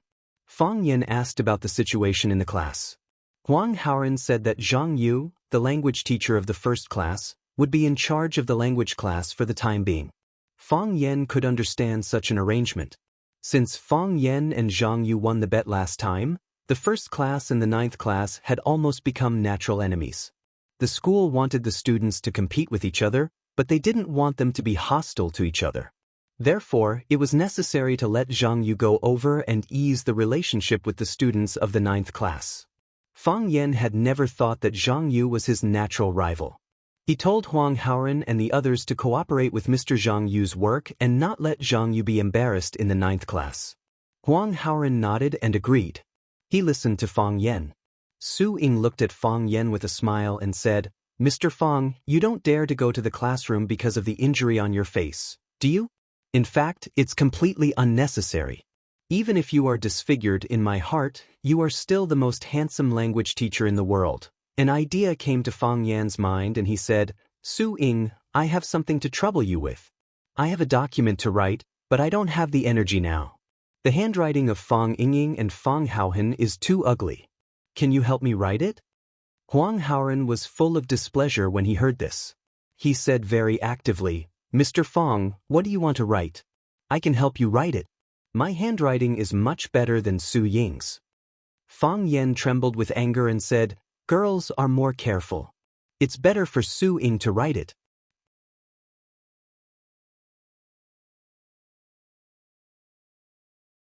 Chapter 284. Fang Yan took a pen and paper and handed it to Su Ying. He said, "Write an application. Application for the excellent teacher of the year. I'll read it and you write it." Su Ying agreed readily. It was rare for Mr. Fang to ask his students to do something, which was something to be proud of. Application. Dear school leader, I'm Fang Yan, a language teacher in class 9, grade 1. My name may be a little strange to you. But when it comes to what I've done, Su Ying's handwriting was small and graceful, which looked like her. However, it was not the handwriting that Fang Yan was looking for. Fang Yan looked at Su Ying and said, "Su Ying, you're amazing. I didn't expect your handwriting to be so beautiful. I don't believe that you can write such beautiful handwriting with your left hand. Write with your other hand." Su Ying looked up at Fang Yan helplessly and said, "Mr. Fang, why do I feel that you're up to no good? Are you looking for a criminal suspect or a girl who wrote you a love letter?" Huang Haoren and Tang Cheng also looked at Fang Yan suspiciously. They felt that Fang Yan's request was really strange. Fang Yan smiled awkwardly and waved his hand. "How could that be? How could there be a criminal suspect? Who would write me a love letter? Don't make wild guesses. I just want to see if Su Ying's handwriting looks good with her left hand." Su Ying still wrote a few words with her left hand according to Fang Yan's request. It seemed that she was not used to it, and her handwriting was very poor. Fang Yan dispelled his doubts about Su Ying and said, "Forget it. I'll write with my right hand." During his sick leave, Fang Yan was not idle. He had been thinking about the changes of the heart of Tai Chi on Sword Peak. He knew that the reason why the Taiji heart could sense the outside world was because of the existence of Qi. Every object had a vital energy or vitality. As long as they breathed, had a temperature, or swayed with the wind, the heart of Taiji would be able to picture them in his mind. However, from pictograms to lines, was this a sublimation or a regression? Fang Yan crooked his finger at Fang Yingying and said, "Hero, punch me." Fang Yingying shook his head and said with a smile, "Junior Martial Uncle, this is not good, right? You are my most respected and beloved martial uncle. How could I hit you? If I tell you to hit him, then hit him. Stop talking nonsense." "Should we ask Fang Haohen? If you don't do it, I'll hit you." Fang Yingying had no choice but to punch Fang Yan's head. Bang! Fang Yingying's body flew backward, rolling around in the yard like a meaty ball. He struggled to get up from the ground, clutching his stomach and crying, "I knew it, I knew it. Junior Martial Uncle, you are biased. Why do you always hit me but not Fang Haohen?" Fang Yan sighed softly and said, "Fang Haohen is too thin. I don't have the heart to hit him." Through this practice, Fang Yan found that his defensive ability had been strengthened again. In the past, when he was defending, he would take the initiative. When danger came, he would sense it and start to defend and counterattack. Fang Yingxiong hadn't sensed any danger yet, but he had already sent the enemy flying. Of course, it was mainly because Fang Yingxiong was too weak.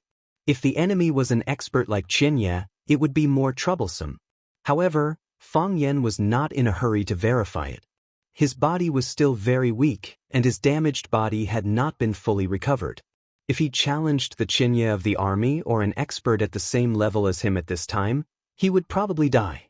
The happiest thing during this time was Xia Tian's return. When she came back, she also brought her production team and the two little girls, Jiang Qin and Yuan Lin. Jiang Qin was a little thinner than when she left, and Yuan Lin was a little fatter than when she left. Jiang Qin saw the wounds on Fang Yan's face, and tears were about to flow out. She gritted her teeth with red eyes and said, "Mr. Fang, who beat you like this? I'm going to beat him to death." Fang Yan looked at the little girl, who was waving her fists and shouting to avenge him, and said, "You don't have to do it. I beat him up even worse." Yuan Lin pinched Jiang Qin's face and said teasingly, "Mr. Fang's skills are so good. Who can beat him?" "Then I'm going to beat him up," Jiang Qin said angrily. "Why did he beat me up?" In the eyes of girls, anyone who beat Mr. Fang must not be a good person. You can't beat him. Let me do this kind of thing. Fang Yan kindly advised. If Jiang Qin went to challenge the Xianxia of the army, the enemy would probably throw her away with a flick of his sleeve. I'll apply medicine for you, Jiang Qin said. No need. Fang Yan refused. Why? Because I just applied it half an hour ago, Fang Yan said. Then what can I do for you? After not seeing each other for a long time, the little girl really wanted to show off in front of Fang Yan. Are you thirsty? I'll make you a cup of tea. Oh, you're drinking tea. Xianxia Kiki sat at the side and looked at her two disciples with a smile. She looked at Fang Yan and said, It's good to be young. You can do what you want without fear. When you said that, you weren't that old, right? Fang Yan said with a smile. Xianxia brushed the hair in front of her forehead and said, Can you compare with them? It's so tender that water can be wrung out. If you let me wring it, I can wring out water from you. Fang Yan said. My hands are strong. Xianxia was angry and said angrily, Fang Yan, do you know how to chat? Jiang Qin and Wang Lin giggled at the side. Fang Yan said helplessly, I know why you brought them here. Look at my face, it's like this. Can I be in the picture? He ran over without saying hello in the summer, and he even brought Jiang Qin and Wang Lin along. Naturally, he wanted to catch him off guard. She was already in Huaqing.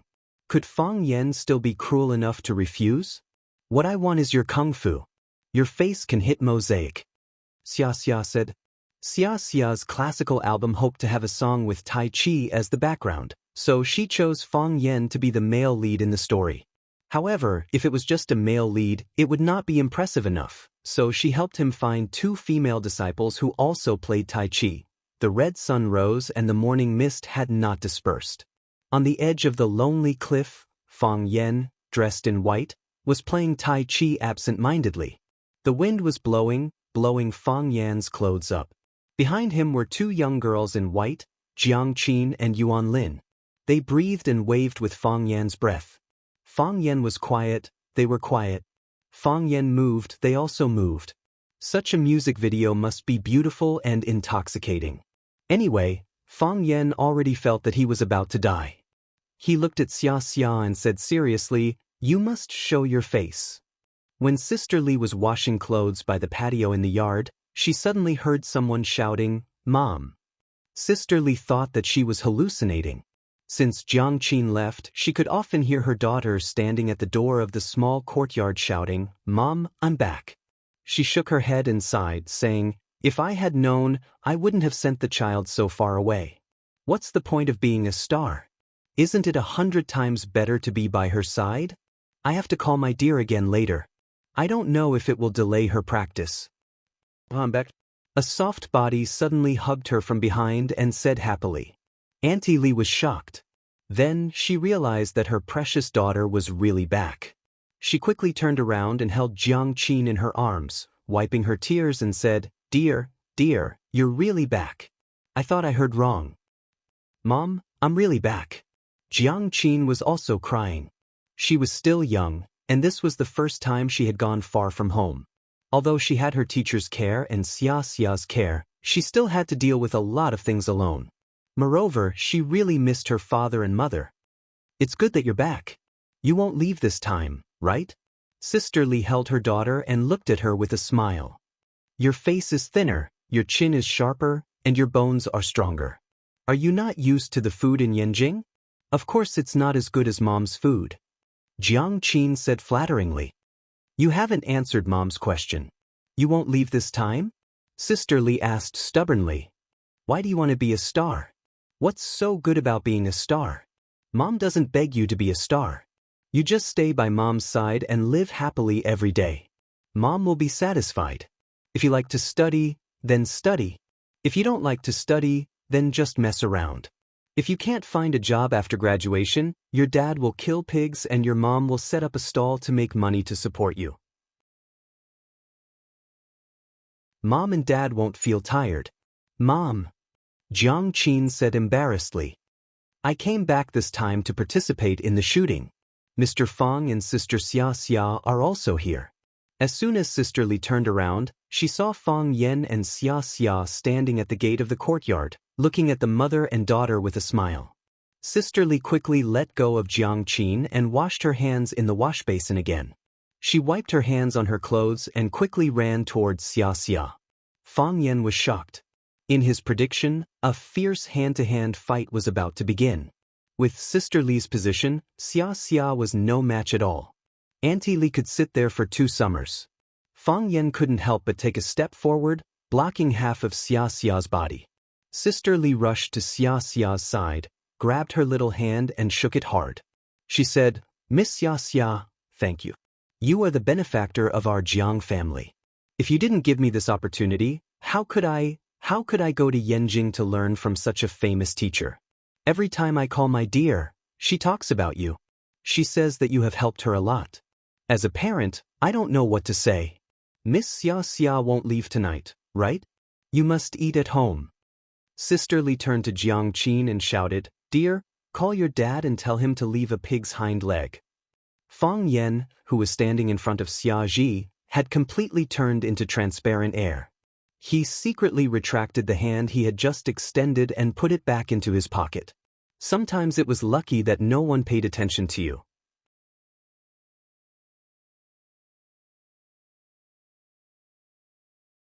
Chapter 285. Jiang Dahai was an honest person. At night, he packed up the stall and went home with a pig's hind leg. Sister Li displayed her cooking skills to the fullest and made a table full of dishes. Xiachen repeatedly stopped her, saying that she couldn't eat that much. Auntie Li laughed and said that it didn't matter, since Teacher Fang Yan was also here, and Teacher Fang Yan had a good appetite. Fang Yan could only nod and tell Xiachen that he really could eat, so don't refuse Sister Li's kindness. When eating, Jiang Dahai took a bottle of West Phoenix old wine from the wine cabinet. Fang Yan looked at the age. This wine had been collected by him for nearly 30 years. Jiang Dahai opened the bottle cap, and the fragrance of wine filled the air.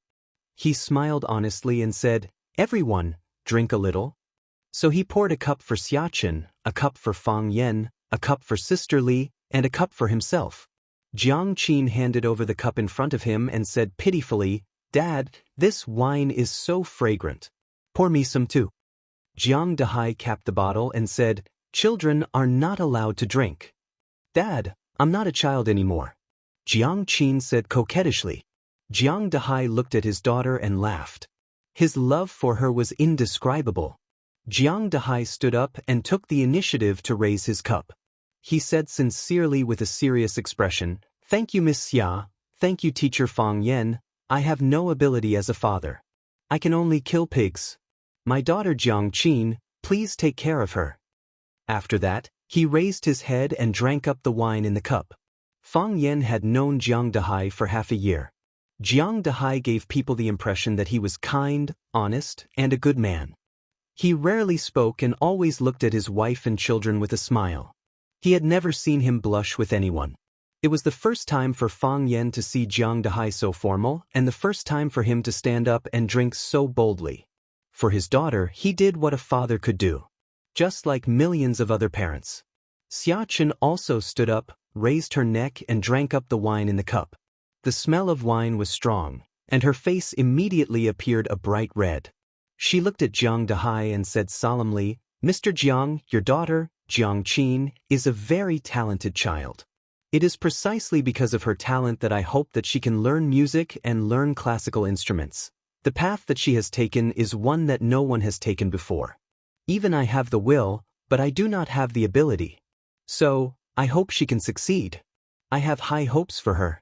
I believe that it won't be long before you'll be shocked by your daughter's talent and feel proud of having such a daughter.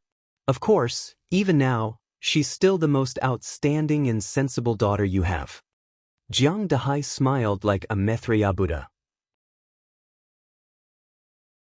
He was also a little embarrassed as he said, "When Jiang Qin was in primary school, she once came back and told me that her classmates called her the butcher's daughter. I didn't have the ability, so I could only be a butcher. But I don't want others to see Jiang Qin call her a butcher's daughter. That won't happen." Xiachen comforted. "People will call her Teacher Jiang in the future." "Thank you." Sister Li's eyes were red. Thank you, monsieur. I'll drink to you too. Jiang Dehai raised his glass to Fang Yen and said, Fang Yen, why haven't you come to eat at home for so long? Fang Yen smiled and said, I'm too busy with work. If Uncle Jiang wants to find someone to drink with, you can call me anytime. The two clinked their glasses and drank the wine at the same time. Fang Yen knew that Jiang Dehai would not know about his conversation with Sister Li. After eating and drinking to his heart's content, he refused Sister Li's fruit feast and left Jiang Qin at home to accompany his parents. Fang Yen sent Xiachen back to her hotel. Winter had arrived and the chill was getting deeper. Most of the pedestrians on the street wore sweaters or thick coats, scarves and hats to protect themselves from the cold. Winter in Yanjing was from the outside to the inside. The wind was howling and the ice was hitting one's face. All one needed was an extra coat to resist it. Winter in Huaqing was from the inside to the outside. First, one's bones would feel cold and then the body would feel cold. It was impossible to guard against. Therefore, Xiachen, who was wearing a black cotton dress and brown leather boots, still felt the hostility of Huaqing towards her. The only pity was that it rarely snowed in Huaqing, no matter how cold it was. For Fang Yen, a winter without snow was an imperfect winter. He liked snow. He liked the holy and clean feeling of the whole world being covered in ice and snow. Cold? Fang Yen asked with a smile. Cold. Xiachen wrapped her woolen coat tightly and straightened the sunglasses on the bridge of her nose. She said, Huaqing is colder than Yanjing. I'm cold too. Fang Yen said. Let's take a taxi back. Xiachen looked at Fang Yen with a smile and said, Do you really want to send me away? Do you think it's new? If other men had the chance to walk with the national goddess in the summer, they would be willing to run naked, right? If you really ran naked, I wouldn't want to. How many people would be staring at you? Fang Yen reached out to stop a taxi and said, You don't like me, and I've never thought of hitting on you. We don't have to pretend to be ambiguous. Fang Yen opened the door and said to the taxi driver, Master, Hilton Jianxiao Hotel. Xiachen looked at Fang Yen and said, Aren't we friends? Of course. Fang Yen said. Friends go back to their own homes after the meal. Xiachen giggled and said, All right, then we'll be friends. She bent down and got into the car. She waved at Fang Yen and said, Good night. Remember what you promised me. I'll see you at Xiaxia Mountain. The first time Xiachen came into contact with Fang Yen was at Xiaxia Mountain. The first time she saw Fang Yen practicing Tai Chi was also at Xiaxia Mountain. Therefore, she stubbornly chose to shoot her music video at Xiaxia Mountain. Xiachen's team had already discussed with the person in charge of the Xiaxia Mountain Scenic Management Area. Only a fool wouldn't be able to advertise their scenic area for free. When the taxi was far away, Fang Yen turned to look at the green belt behind him and said in a cold voice, Come out, don't be sneaky like your master. A middle-aged man walked out from behind the billboard and stood in front of Fang Yen. He said in a vicious voice, Found them. Fang Yen looked at him and said, You better not hate me, because you can't beat me at all. You've worked so hard to kill me, but it's easy for me to kill you. The man's fist clenched, but he quickly relaxed. Too lazy to look at the middle-aged man's pained expression, Fang Yen directly ordered, Bring the car here. The middle-aged man waved his hand. A black Audi slowly drove in front of Fang Yen. Fang Yen opened the door and sat in the back seat. The middle-aged man also sat in the front passenger seat. Fang Yen closed his eyes and rested. The car quickly moved. It was heading towards the goal that it had set. Caesar Winery. This was a grape import and export company located in the suburbs of Huaqing. Barrels of wine were shipped from France or other European and American countries by sea. They were packaged at Caesar Winery and sold all over the country. Naturally, there was no lack of wine in the winery. Therefore, the guests of the winery could naturally enjoy it whenever and wherever they wanted. Following an extremely licentious moan, the room finally returned to silence. A long-haired woman got up from the bed, randomly picked up a man's shirt and put it on. Her snow-white thighs were exposed in the air, exuding a seductive scent. She went to the wine cabinet and poured 2 glasses of red wine. She gave one to the man on the bed, took a sip of the other and said, I have a bad feeling about this. Is it because I'm not good enough? The man leaned against the headboard, revealing his thick chest and inverted triangular pectoral muscles. In some ways, he was very confident. No, you're doing very well, the woman said. That's the best compliment for a man. The man smiled and said, You're also very good, the most charming woman I've ever seen. I'm starting to like you a bit. Like? Do we deserve it? The woman sneered. That's true. He might live today, but he might die tomorrow. He might be alive now, but he might be dead in the next second. So, what do you mean like or not like? It's too extravagant, the man shrugged and said self-deprecatingly. He drank the red wine in the glass and said, What did you just say? Just now, my ears were twitching. I had a premonition of danger. Our lives will be in danger, the woman said. The man grinned and said, The famous prostitute flower can also be afraid? If this gets back to the organization, I'm afraid the other flowers will laugh at us? The woman sneered and said, Afraid?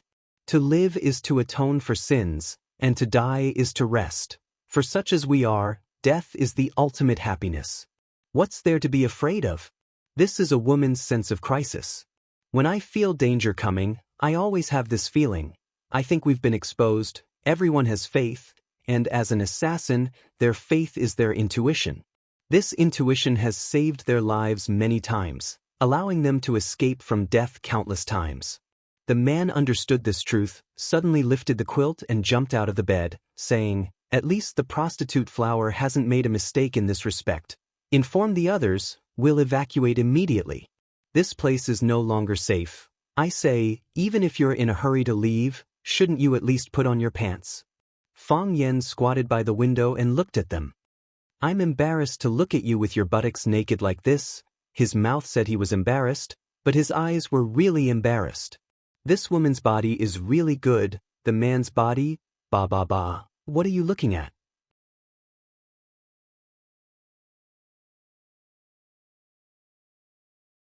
Chapter 286. Those who did great things did not bother about trifles. Even if they were in great trouble, they would not care about the little things.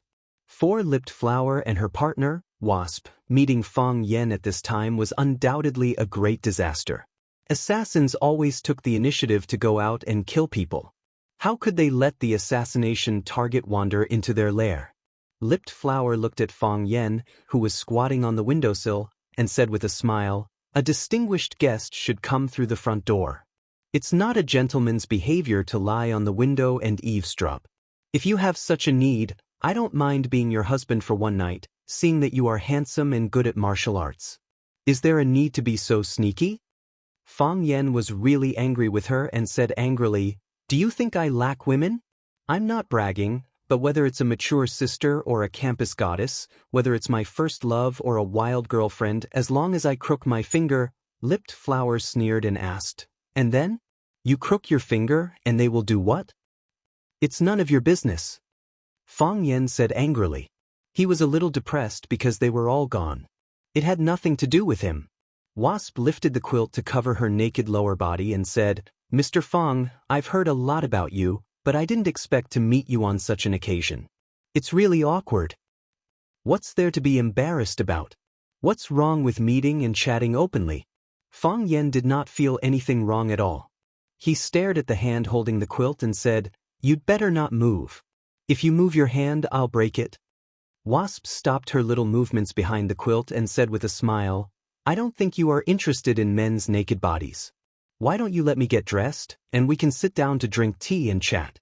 Oh, if you like to drink, this place has the purest white wine in France. How about it? Do you want a glass? Fang Yen jumped down from the windowsill. The strong smell of hormones in the room made him frown. He didn't like this smell, especially when it was made by someone else. Looking at Lipped Flower and Wasp, who were staring at him warily, he said, Don't drink. I'm afraid you've poisoned the wine. I don't know who you are, but I know you're from an organization called the Arsenal. I've killed a lot of people from that organization, so unfortunately, you won't be the first pair. To be honest, I've always felt very wronged. I didn't provoke anyone, so why are you guys always staring at me? I went to the cafeteria for a meal and was attacked by your bombs. The first time I went back to my own company, I met your spy. When I was sparring with the Japanese god of swordsmanship at the E-Sword Peak to win glory for the country, you sent people flying over to bombard me with cannons. Do you have a conscience? Do you have any sense of propriety? Can't you have a little bit of national pride and patriotism? Fang Yen stared at the lipstick and said, I can see that you are a senior member of your organization, right? Tell me, who sent you to kill me? Who's the mastermind behind this? Lipped Flower's face was full of sarcasm as he said, Since you know we're from the arsenal, how can you be so stupid as to think you can get the secrets you want from us? Why do you think we're the kind of people who are easy to talk to? I'm just asking out of habit, I didn't think you'd answer. Fang Yan's mood was very stable, and his expression was very calm. If not, how can I stall for time? Wasp was startled and shouted, What did you do? His eyes swept around, but he didn't find any enemy. The more he did this, the more nervous he became. The enemy that he couldn't see was the most terrifying. Fang Yen squinted his eyes and smiled. I came a little early, and I'm really not interested in your bed affairs. I originally wanted to wait until you were done before coming in, but you guys didn't stop. I thought I had nothing to do, so I blew a kind of powder that my little martial nephew got from somewhere into the room. Seeing Wasp and Lipped Flower immediately held their breath, Fang Yen waved his hand and said, Don't be nervous, because it's useless to be nervous. What you should have inhaled has already been inhaled. This kind of powder is silent and odorless, and it's also suppressed by the smell of your hormones. It would be strange if you could detect it. Try to raise your strength and see if your body has any reaction. Lipped Flower and Wasp immediately secretly gathered their strength, and found that their fists were soft. If they fought with Fang Yen in this state, they would be killed with a slap. Do you feel that you can't raise your strength? That's right, my little martial nephew told me that this powder is called bone-melting powder. If the amount is enough, it can even melt bones. I was afraid that you would find something strange, so I didn't dare to use that much. So I just dispersed a little of your excess strength. After hearing what I said, shouldn't you be a little nicer to me? Fang Yen asked with a smile. What are you trying to do? Wasp shouted coldly. As he spoke, Fang Yen had already lunged at him. He punched him in the chest, and when Wasp's body flew backward, he grabbed his arm and pulled him back. Fang Yen reached out and grabbed Wasp's neck and twisted it hard. Wasp's head drooped, and when Fang Yen let go, his body collapsed to the ground. Fang Yen picked up a silver light bullet from Wasp's hand, weighed it in his hand, and said to Lipped Flower, To tell you the truth, after dealing with you a lot, I'm very afraid of this kind of thing. Why didn't you do it? Because I've seen you do it, Lipped Flower said. In Chao Yan's Underground Research Institute, if I didn't have a substitute, I would have already died in your hands. Even if I wasn't poisoned, I wouldn't be a match for you, not to mention now that my body is weak, I have no chance at all. Wasp didn't see you do it, so he died. Smart people can always live longer, Fang Yen said admiringly. But why should I keep you alive? You're a tight-lipped person, I can't get any answers from your mouth. Fang Yen stuffed the silver bullet into Lipped Flower's mouth and said, Tell me, what should I do with you? Lipped Flower's face was pale, and she looked at Fang Yen in horror. Because her mouth was stuffed, her words were a little unclear. Since you can find this place, then you must know, we're not your real target. Fang Yen nodded and said, Of course. Fang Yen chopped Lipped Flower's neck with his palm. After her body fainted on the bed, he pressed the red button on the silver bullet. He didn't have any mercy towards the members of the armory, because they were no longer people, but a group of man-eating devils. When Fang Yen closed the door of the room, there was a loud bang inside the room. Fang Yen could imagine the huge power of the silver bullet when it exploded. He had been close to it several times. Never again. At 1 o'clock in the morning, if it wasn't a shipping day, few vehicles would come to the winery at this time. However, tonight was an exception. The door of the winery was opened, and then a black Mercedes-Benz slowly drove in. The car stopped at the door of the small building, and the man in black in the passenger seat quickly got out of the car and ran over to open the rear door. A young man got out of the car. Lu Qingming looked up at the dark winery and said, "Open the door." The middle-aged bodyguard nodded and took out a magnetic card from his pocket. He swiped it in front of the electronic door lock, and the door of the small building opened automatically. Lu Qingming took the lead and walked in, and the bodyguard in black followed him into the house. Clang. The door of the small building closed automatically. "Turn on the light," Lu Qingming said. But the light was turned on. The house was suddenly brightly lit, and it was as bright as day. Unfortunately, it wasn't opened by the bodyguard in black. He stood beside Lu Qingming and didn't even have time to do anything. There were two people sitting on the sofa in the living room. Lu Qingming never thought he would see these two people. Lu Qingming quickly turned around, and there was already a group of men in black standing behind him, blocking their way. Fang Yan looked at Lu Qingming, who was standing there with a gloomy expression, and said with a smile, "I know you are very surprised as to why I am sitting here. In fact, I am also very surprised. After all, you are a person who knows how to disguise yourself. It's really not easy to catch your tail." Fang Yan patted the shoulder of the man sitting beside him and said with a smile, "Thanks to your big brother. If he didn't arrange people around you to know your whereabouts and provide me with the place where you met the people from the arsenal, I'm afraid our meeting would have to be delayed for a long time." Lu Qingming stared viciously at the man sitting beside Fang Yan. He panted heavily and roared angrily like a wounded beast. "Why? Why did you do this?" The man reached out and took off the wolf mask on his face. His ugly face became more and more shocking under the light. He calmly looked at Lu Qingming, whose face was full of disbelief, and said, "You are really too naive. How can you represent the Lu family to protect the interests of the Lu family like this? I know that you have always wanted to replace my position, and have always wanted to become one of the four prodigies of Huaqing, but, my good brother, do you really think you can sit in that position steadily? Jiangzilian Valley is full of people who eat people without spitting out their bones. Even I have to be very careful when dealing with them. Why are you so arrogant to think that you can play with all the heroes in the world?"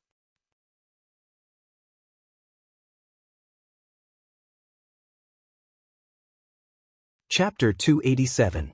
The people who understand you the most are not only your enemies, but also the people around you. Although the willow tree's status in the family was greatly reduced due to his disfigurement, it was still very easy to arrange a confidant by Lu Qingming's side. It was also because of the willow tree's cooperation that they were able to find traces of contact between Lu Qingming and the people from the armory.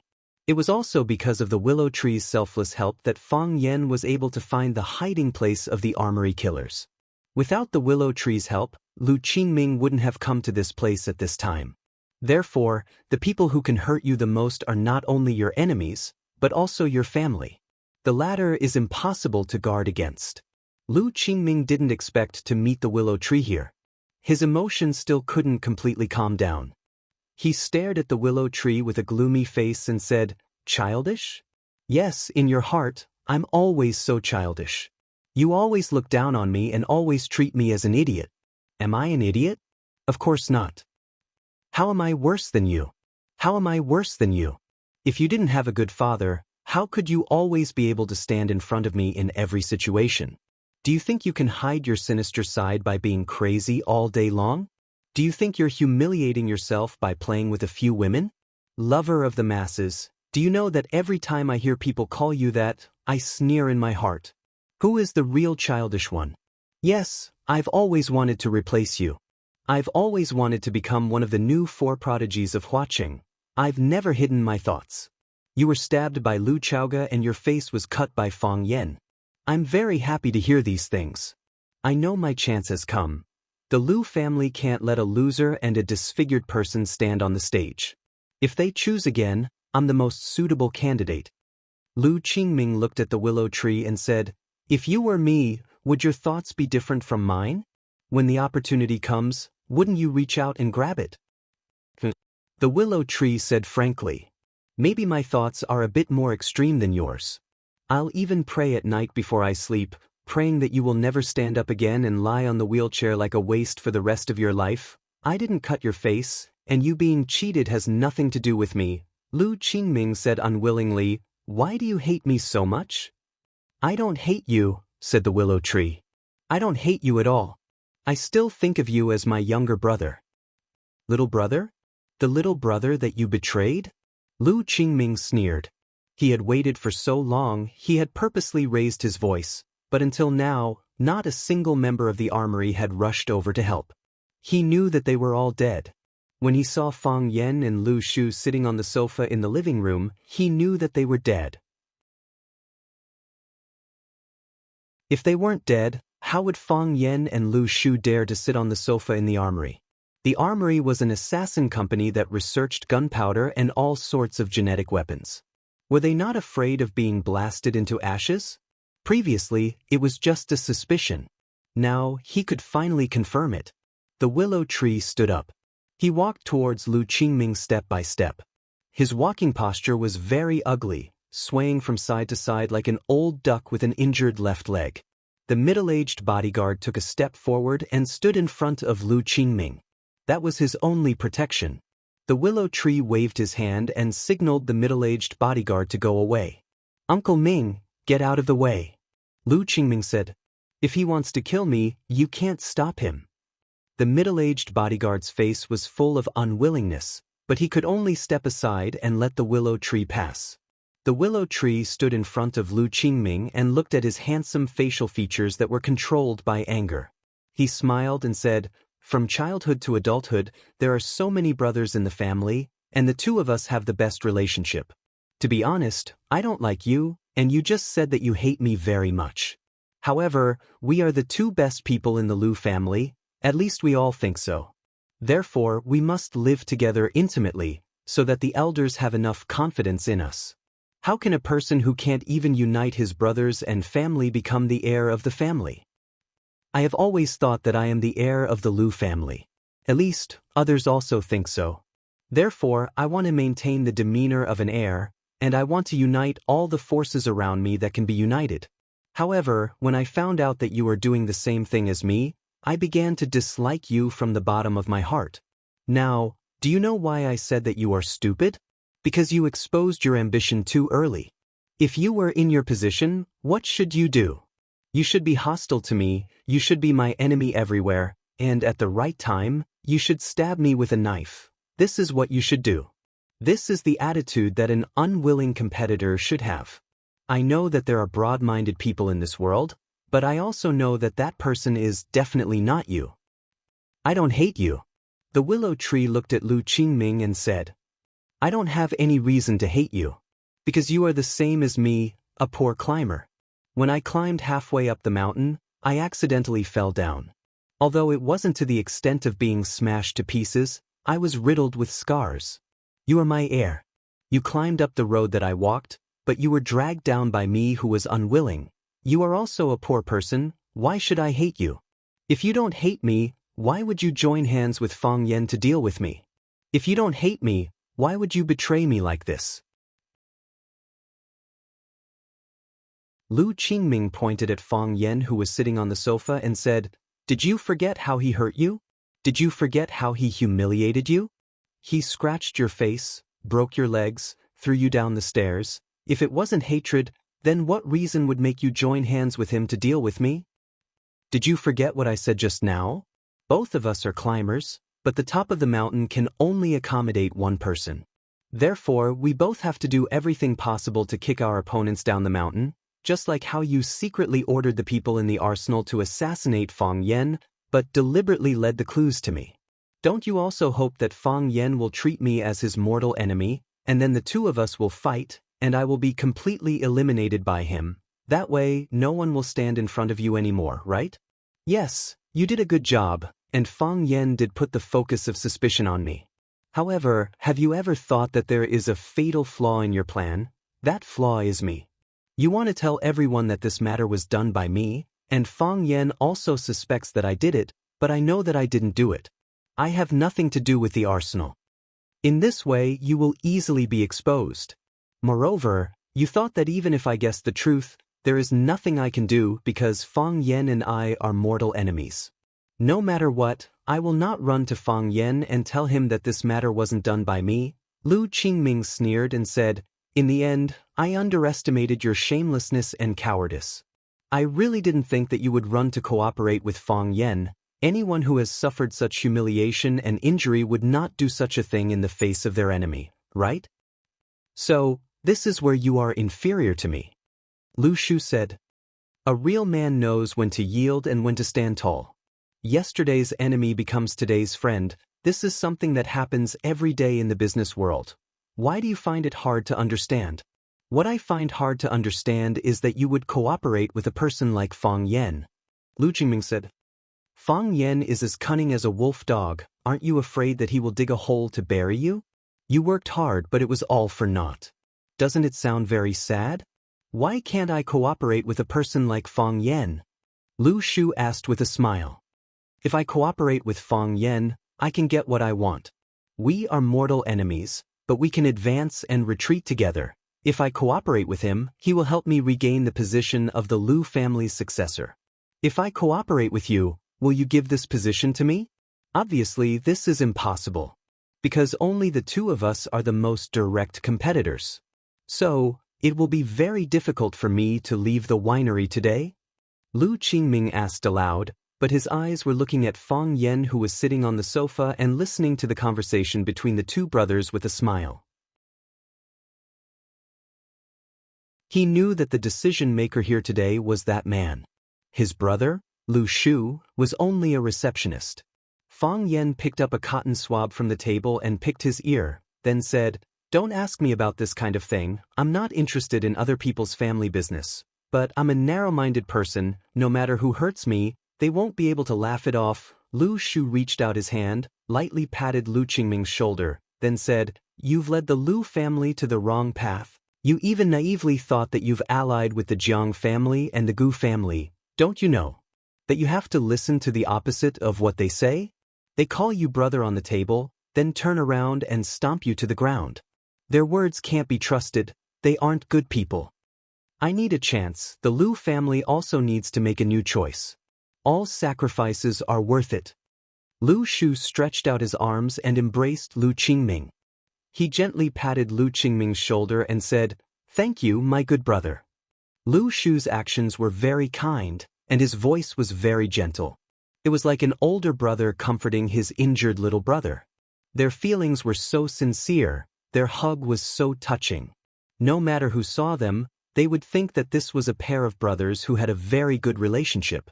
Lu Qingming's head softly rested on Lu Shu's shoulder, his eyes were wide open, and blood was flowing from the corner of his mouth. He had a lot of unwillingness, but even more than that, he felt pain in his heart. There was a shining knife stuck in his chest.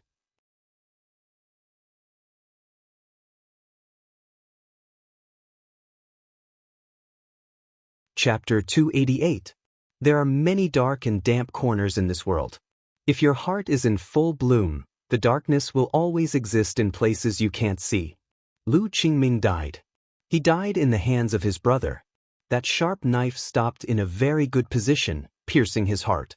Lu Qingming's body was lying on the shoulder of the willow tree, his face full of unwillingness and disbelief. But who was willing to listen to his grievances and complaints? "You madman, you can even kill your own brother." Uncle Ming pointed at the willow tree and roared. He was an elder of the Lu family, responsible for protecting Lu Qingming for many years. It wasn't that he hadn't heard of brothers being castrated, but when he saw it with his own eyes, he still found it hard to accept. The willow tree expressionlessly looked at Uncle Ming, his eyes full of sadness. "Uncle Ming, you don't understand. When a person has to force himself, betray morality and his own heart, that kind of state of mind really makes people uncomfortable." He waved his hand, and a man in black behind him rushed straight towards Uncle Ming. Uncle Ming didn't have time to say another word, and he was already fighting with the man in black. The willow tree picked up Lu Qingming and walked step by step towards the sofa. He put Lu Qingming's body, or rather, corpse, on the sofa, and then sat next to Fang Yen. Fang Yen sat on the far left, and Lu Qingming sat on the far right. He sat in the middle of the two. This way, from a distance, it looked like three men sitting side by side, watching a wonderful play in the living room. Fang Yen glanced at Lu Qingming and helplessly said, Don't be like this, okay? You're making me very uncomfortable. You killed your cousin, which proves the fact that you're a scumbag and a beast. Now that he's dead, what's the meaning of carrying him to the sofa? This can't atone for your sins, and it also adds another charge of being a hypocrite. At least that's what I think in my heart. I'm a bad person but not a beast. Bad people also feel guilty, it's just that you don't want to believe it. The willow tree said. He felt guilty, so he gave Lu Qingming the least amount of respect. When he was sitting, he didn't allow Lu Qingming to lie on the ground. At any time, he could be trampled by the two guys who were fighting. So what if I feel guilty? Saying sorry while stabbing me? If I meet such a bad guy, I'll just kill him with one slap. Fang Yan said coldly. He turned to look at the willow tree and smiled amiably again, saying, Of course, you are an exception. Who is Lu Qingming? He was the person in charge of an evil organization like the Arsenal. He had repeatedly dispatched killers to assassinate innocent people and harm teachers. Do you have any idea what you just did? You're the hero of the people, getting rid of evil for the people. At least, you're my hero. Fang Yan patted Lu Shu's shoulder and said, Not everyone can put righteousness before family. People who could do this were definitely not good people. My condolences. The willow tree said nothing. He knew that Fang Yan was mocking him, and he also knew that when he stabbed his brother to death, Fang Yan's guard against him immediately rose by hundreds or even thousands of levels. He even knew that if he didn't do it, Fang Yan would personally kill Lu Qingming. Since Fang Yan knew that he was colluding with the Arsenal, he would certainly not let him walk out of this winery alive. However, this matter had to be done by him. Fang Yan would also force him to do it. This was a bargaining chip for cooperation. If he wanted to gain Fang Yan's trust and make them close, he had to do this. There was no other candidate, only his brother. Not everyone's sacrifice was meaningful, and not everyone was qualified to sacrifice for a great ideal and goal. Most people died in vain. Fang Yan was a considerate man. He didn't entangle with Lu Shu on this issue. That would be like cutting the flesh on someone else's chest and then sprinkling salt. He looked at the man in black in the middle of the living room and said, Is he Chen Pu's disciple? Chen Pu was Lu Shu's cart pusher. In order to protect Lu Shu at the Blue Mountain Club, his bones were crushed by Fang Yan. He never thought that that night would be an opportunity. It was an opportunity for his master and Fang Yan to come into contact. It was unknown whether it was a hint from a sentence or a look, but the two of them actually came together and teamed up to plot against Lu Qingming, who was insufferably arrogant at the Blue Mountain Club at that time. It wasn't easy for fools to survive in this world. He's called Wang Dong. Chen Pu was destroyed, so I recommended him to work by my side. He knows that Master was destroyed by you, so he always wanted to find you for revenge. Lu Shu said, I don't have anyone I can use right now. Leave him to me. Fang Yan nodded with a smile and said, I can see the hatred in his eyes. However, I won't kill him just because he looked at me angrily. I can't do such a thing. Of course, you'd better greet him. Don't think about plotting against me. I only need to find out about this once, and I'll have enough reasons to get rid of him. He's not stupid. He should know what to choose. Lu Shu said. If he wants to die, then it's fine if we don't cherish him. Bang! Wang Dong punched Uncle Ming's chest. When Uncle Ming's lower body was unstable and he was pushed back, Wang Dong pounced on him and wrapped his arms around his neck. Crack! Uncle Ming's body softly fell to the ground, and he didn't move anymore. Lu Qingming was dead, and Uncle Ming was also dead. There was no evidence in this matter, so Lu Shu had enough space to act. Fang Yan stood up and said, What a sin! My body is stained with so much killing intent. I need to go back and take a bath.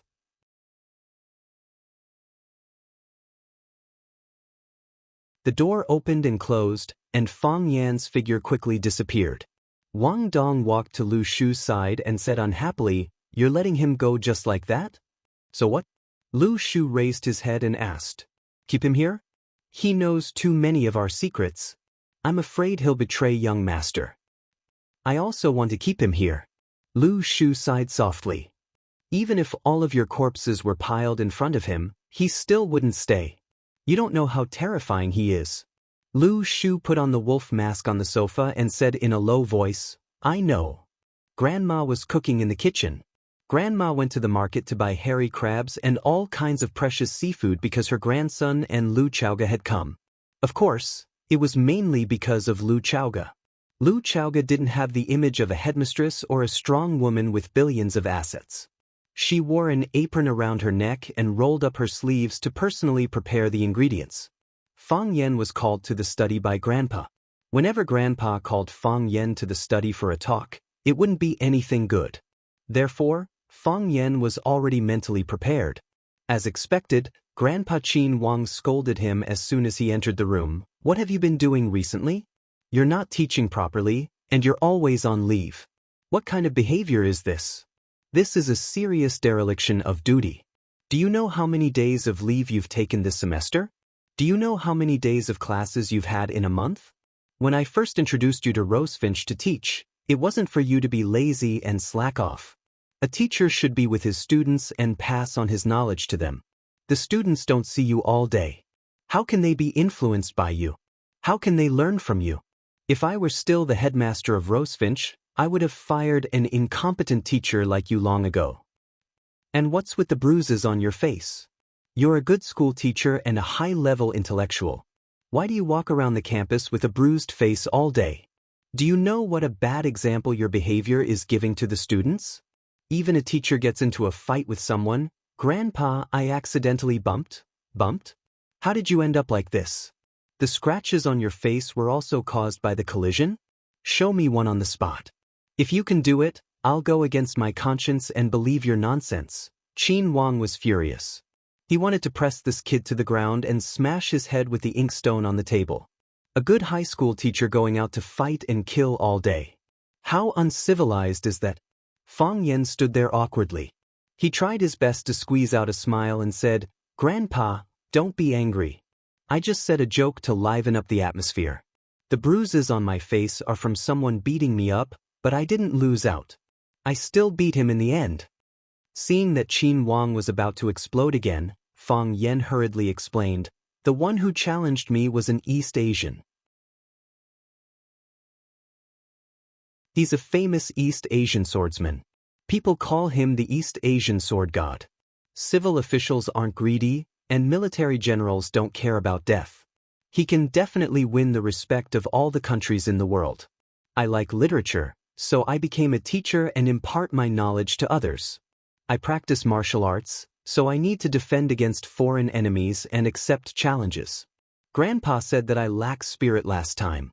I've seriously thought about this problem, and I also feel that I lack spirit. A man can't stand without a soul. My words are my promise, and my soul is that I will never back down. I hope I can live, and there's a high chance that I will die. However, as long as I have a breath left in me, I will never let them take a step forward or win a battle.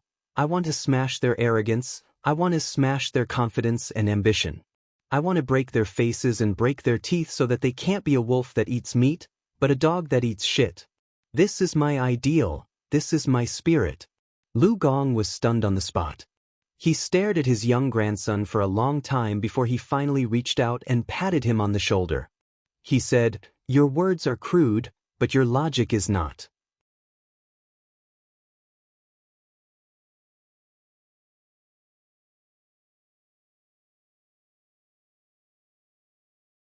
I have done some research on the Japanese. They are extremely selfish and proud, but they are also very hardworking.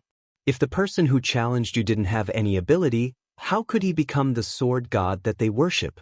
He's number one in the Japanese, but in our country he's nothing, Fang Yan said stubbornly. Anyway, he didn't have any friendship with the Chiba army, so he didn't have any psychological burden to belittle him. Think about it, if he's really that powerful, why can't he beat me? Lu Gong thought about it seriously and said, whether it's learning or practicing martial arts, you can't be arrogant and complacent. I've never seen anyone who could reach the end of learning Hai Wuya. Grandpa, you're right. That's what I'm thinking, Fang Yan quickly agreed. After coming back this time, I also realized that I'm not good enough. Although I've been resting at home on sick leave for the past few days, I've never forgotten to read. I've read all the Chinese papers for the past few years. This year's final exam, Class 9 should be able to get a good result. That's because the children of Class 9 are working hard, Lu Gong said. He looked at the scars on Fang Yan's face and said with concern, work isn't in a hurry. You should rest when it's time for you to rest. Strike a balance between work and rest. I can't rest without being with the students, Fang Yan said with a sigh. Lu Xiaoge looked at this warm and affectionate scene and felt as if his heart was in a mess. Wasn't grandmother's worry too unnecessary? Lu Gong saw Lu Xiaoge standing at the door and showed a rare smile on his face. Xiaoge, what's up? Grandma asked me to invite you downstairs for dinner, Lu Xiaoge said. Lu Gong nodded and said, I'll go downstairs now. After that, he walked out of the study first. Fang Yan walked to Lu Xiaoge's side and asked with a smile, Grandma is worried that I'll be scolded by Grandpa, right? Seems like Grandma still doesn't know you well enough, Lu Xiaoge said. The more you go through, the more experience you have, Fang Yan said with a smile. Lu Xiaoge looked at Fang Yan and said, I've accepted Lan Mountain Valley's conditions. That's your problem, Fang Yan said. He rarely got involved in Chao Yan's matters, but Fang Yan was the one who initiated the cooperation with Lan Mountain Valley. With Lu Shu as a spy and Lan Mountain Valley as a pawn, if the other families wanted to take advantage of them, they would have to go through these two hurdles first. That's Chao Yan's problem, Lu Xiaoge said. Fang Yan waved his hand and said, let's go downstairs for dinner. Dinner isn't ready yet. Xianxia Mountain, the mountain where the clouds fall. In winter, Xianxia Mountain was a bit lonely, the mountain wind howled and the dried leaves fluttered, but it also had a different feeling to it. Jiang Qin and Wang Lin were a bit excited to be back at Xianxia Mountain.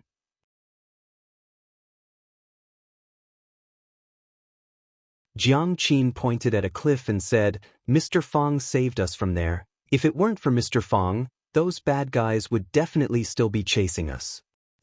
I wonder what happened to them in the end. Bad guys naturally have to be punished, Zhang Dekai said with a smile. He was the righteous police officer who helped deal with the 3 scammers last time. This summer, he brought a crew to Xianxia Mountain to film, so he led the team to guard the place. We won't let them off just because they're of different nationalities. Jiang Qin smiled sweetly and said, Thank you, Uncle Zhang. Zhang Dekai waved his hand and said, This is what we should do. The music video director was called Song Gu, a very influential figure in the film industry. He had filmed for many big names both at home and abroad. Everyone respectfully called him Brother Song. Brother Song found it hard to understand the importance Xianxia placed on Fang Yan. If the top star in the country wanted to find a Tai Chi master to film a music video, shouldn't those Tai Chi masters rush up crying and hugging his thighs? If they could get even a little bit of a relationship with Xianxia, wouldn't they be famous? Once they entered the scene, they wouldn't have to worry about food and clothing for the rest of their lives. Everyone knew this very well. In order to take care of this Fang Yan, Xianxia actually brought the whole group to Huaqing to film. Didn't she know that the trip, food, and accommodation for such a large group of people would require a lot of money? Brother Song's main dissatisfaction with Fang Yan was that he didn't receive enough respect. For a famous director like him, the actors he needed should have traveled all the way to meet him. How could he let him move to Huaqing? He thought that Fang Yan was more famous than him, which made him feel that they didn't treat him as a famous person in Xianxia. The staff were setting the scene. Brother Song pulled Fang Yan aside and told him about the things he needed to pay attention to during the shooting. He said, You have no shooting experience before, and you don't know any shooting techniques. So I don't expect you to cater to my camera. Just do what you are most familiar with. The focus of this music video is on you. You just need to do Tai Chi well and show the essence of our Tai Chi culture. Do you understand? Don't be flashy, just show the essence. You have to make people feel cool, gorgeous, and beautiful at first glance. Fang Yan patiently waited for him to finish and said, Director Song, the essence of Tai Chi is not cool and gorgeous, but the deep meaning it shows when yin and yang blend. It is in line with the way of heaven, the way of humanity, and the way of nature. From these simple movements, you can get great relief and freedom. Brother Song was angry and said angrily, Are you the director or am I the director? Do you understand the language of the camera?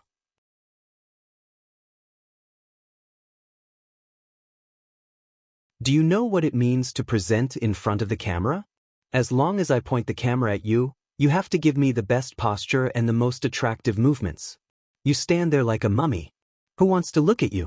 Fang Yan smiled bitterly and said, Director Song, you still have some misunderstandings about Tai Chi. Song Gu waved her hand impatiently and said, It's not that I have a misunderstanding about Tai Chi, it's that you don't understand our director and the camera at all. Okay, you don't have to say any more. Song Gu walked up to Xia Ji, who was putting on makeup, and said, Xia Ji, I want to discuss something with you. This actor is not good. I don't think he is suitable to be the male lead of our music video. I know you love this song, and I also know how important this music video is to you. In any case, we can't let this kind of idiot ruin all our efforts. Xia Ji waved his hand and signaled the makeup artist to stop for a while. He looked at Song Gu with a gentle and serious look and said with a smile, I think he is very intelligent and has a very deep understanding of Tai Chi. Teacher Song, can't you let him try it? I think that when you really see him play Tai Chi, you will have a new understanding of him. Summer, this is your work, and it is also my work. I hope there are no flaws in our work. Don't you want a Tai Chi master? Leave this matter to me. I will make a call and there will be dozens of Tai Chi masters for us to use. Song Gu said stubbornly. We have to change this person. Xia Ji looked at Song Gu and said, Okay. Then let's change people. Song Gu was overjoyed and said, Xia Ji, you agree? I will tell him to get out of here and call someone. Don't think that we can only eat pigs with hair after Butcher Zhang died. Change the director. Xia Ji said to the assistant beside him.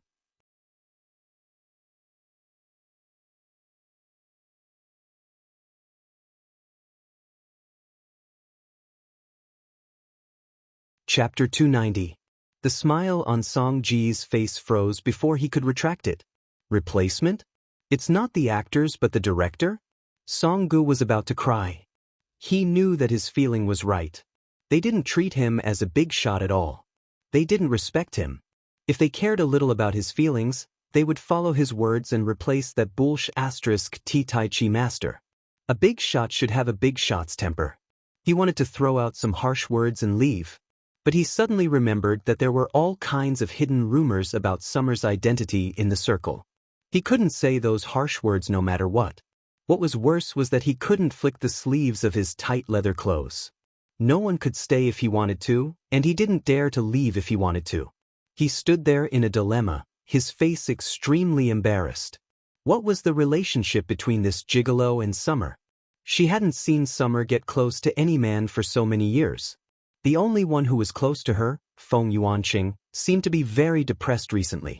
Did this gigolo catch her eye? Song Gu was a little regretful. Women were irrational when they fell in love. Why should she make things difficult for her lover? Summer's assistant was Zhang Wei.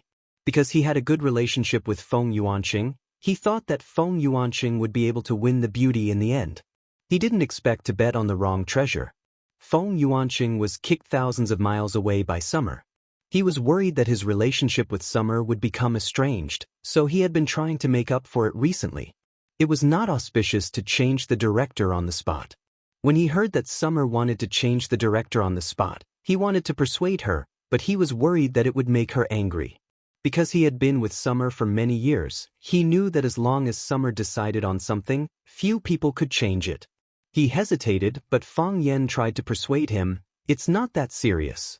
I think Director Song still has some misunderstandings about me and Tai Chi. If I fight on the spot for him to see, he will have a new understanding of us.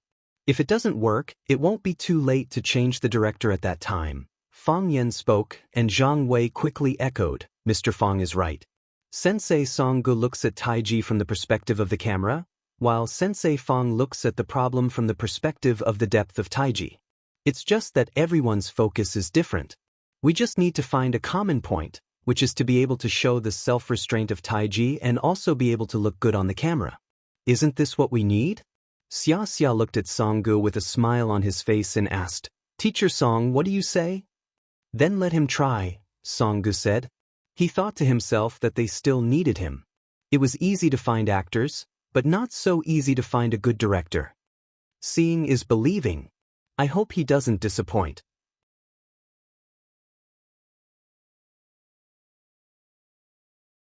Xiaxia looked at Fang Yan and said, "You go through it first and let the two little girls remember the routine." "No problem," Fang Yan said. Fang Yan walked to the edge of the cliff and stood in the form of a plum blossom stake. As for the staff behind him who asked in a low voice why they had to walk to the edge of the cliff to play Tai Chi, no one was willing to answer such a stupid question, because no one except Fang Yan knew the answer to this question. Fang Yan took a deep breath and then gently tapped the tip of his right foot. His movement was gentle and comfortable, like an arc. Every movement of his was careful, as if he was afraid that his palm would scatter the wind and the soles of his feet would hurt the grass. However, as time went by, his movements gradually accelerated. This kind of acceleration was gradual and would not make you feel abrupt or unnatural. His body was like an arc, like an iron bow, or like a curved willow. He was like a white ape that absorbed the chi of heaven and earth, like insects, fish, flowers, and plants. He was one with everything in the world. Every time he turned around, his body seemed to fall into the abyss. This made everyone enjoy this extreme beauty with their hearts in their throats. However, their worries were superfluous, because no matter how Fang Yan drew a circle or turned around, he stood there as steady as a 1,000-year-old pine tree. Not the slightest bit off, not the slightest bit off. The setting sun was like an egg yolk, revealing a little shy face in the thick white fog. Seeing the commotion over here, a small bird with colorful feathers also flew over and peeked its head out to observe. It was still chirping, looking adorable and cheerful. Fang Yan jumped, and the bird was caught in the palm of his hand. He stretched out his arms and imitated the bird's undulating wings. He knew that as long as he used this stunt, there would be female fans at the scene fainting. The bird stood in the palm of his hand. The bird accumulated strength, and Fang Yan released it. The bird lost its strength, and Fang Yan used the power of Tai Chi to lift it up. The bird became nervous, and its chirping became louder. However, when it found that it was not in any danger, and the game was fun, it began to enjoy it. When Fang Yan released his strength, it jumped with all its might. When Fang Yan gathered his strength, it landed steadily. It even turned around and chirped at Fang Yan, telling him to hurry up, "You bastard." The man and the bird were having a lot of fun. On the distant mountain ridge, a monk and a Daoist smiled as they evaluated each other. "What do you think of this child?" the old monk asked. Angry because of the momentum, his momentum is like a rainbow. This child actually has the momentum of indistinguishable yin and yang, the middle-aged Daoist said with an expression of admiration. The universe goes from Wuji to Tai Chi, the process of all things being born.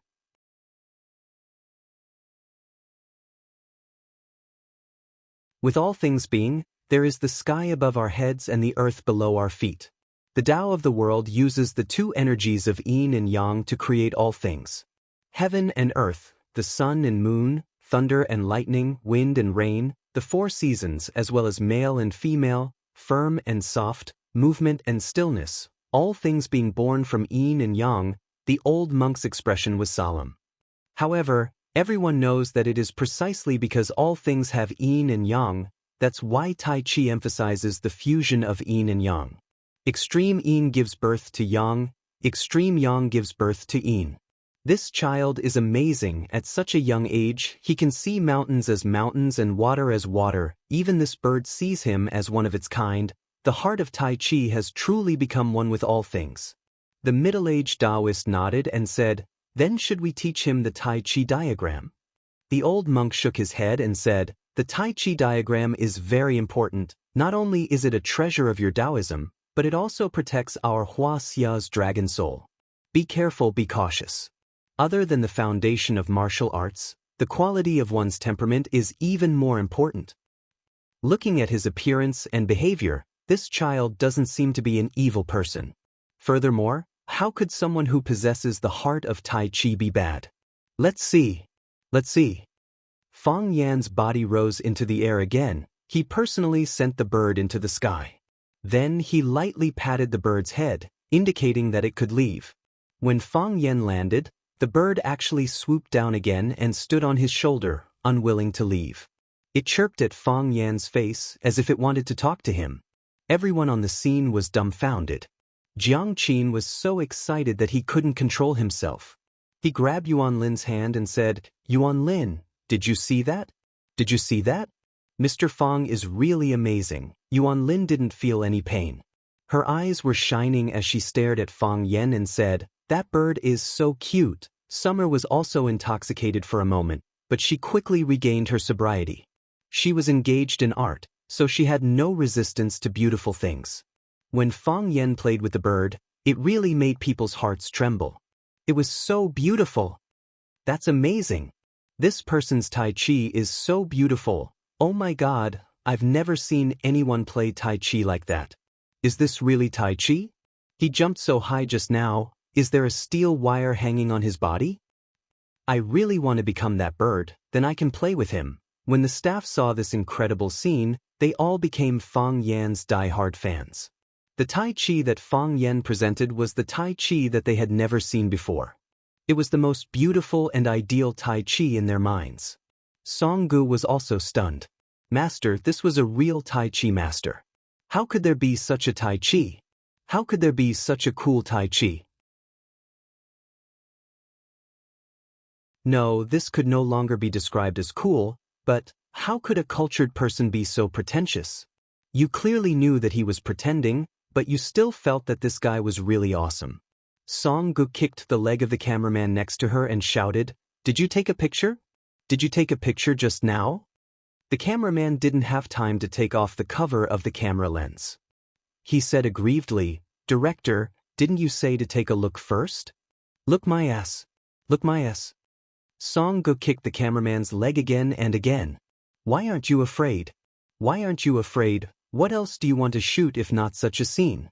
I'm so angry, you idiots." Song Gu ran in front of Xiaji and said with a flushed face, "Xiaji, let's not change the person. It's him, it's him. He's a master, he can definitely give us the feeling we want. Yes, it's him. No one else can do it." "Did I pass?" Fang Yen asked with a smile. "Yes," Song Gu said. "You don't want to change the person?" Fang Yen asked again. "No." Song Gu waved her hand and said, "Well, Brother Fang, I was a little biased against you just now. Don't be angry. That thing is over, let's not take it to heart, what do you think? I'm not a stingy man, how can I take such a small thing to heart?" Fang Yen said, "That's great. Let's start?" "Start what?" Fang Yen asked.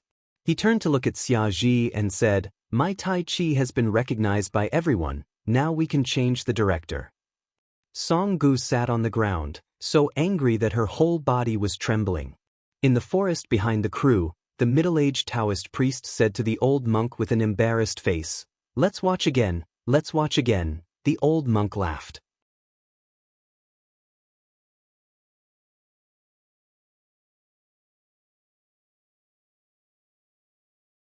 Chapter 291.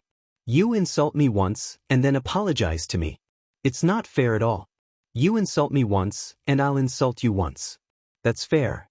Teacher Fang Huohua values fairness the most. Song Gu got up from the ground, stared at Fang Yen fiercely, and said, "Do you want to play with me? Isn't your entertainment circle too dark?" Fang Yen said angrily, "You dare to make such a rude request to me in public?" Fang Yen looked at Xiaji with a strange look as if saying, "The noble circle is really messy." Xiaji looked at Song Gu and said, "Teacher Song, is there no problem in confirming the candidate?" "No problem." Song Gu dared to be ruthless to Fang Yen, but did not dare to say a harsh word to Xiaji. He and Fang Yen did not have a subordinate relationship. Fang Yen was a school teacher, and it would not affect his life. He said a harsh word to Xiaji, and Xiaji was only angry for a while. However, if Xiaji said a harsh word to him, he would have bad luck for the rest of his life, and he was afraid that his career would end early. Then be more attentive. Xiaji said, "Let go of some unnecessary prejudice, and you will find that Teacher Fang Yen is a very easy person to get along with." "I will." Song Gu gritted her teeth and said, "She thought, Is this guy really an easy person to get along with? He went around in such a big circle just to slap you in the face. How can such a narrow-minded person be called easy to get along with? Song Gu walked in front of Fang Yen, took the initiative to reach out and said, Mr. Fang, please give me a lot of advice. You're welcome. Fang Yen held Song Ji's hand and said, I don't understand camera language, so I have to trouble Director Song to make me look as handsome as possible. Mr. Fang is an idol. Director Song is flattering me. Haha, I'm quite popular with students at school. Xia Ji and many staff members looked at them with black lines on their faces. Everyone discussed for a while. Song Gu once again explained some shooting details, and the MV shooting officially began. The shooting this time was mainly divided into two parts.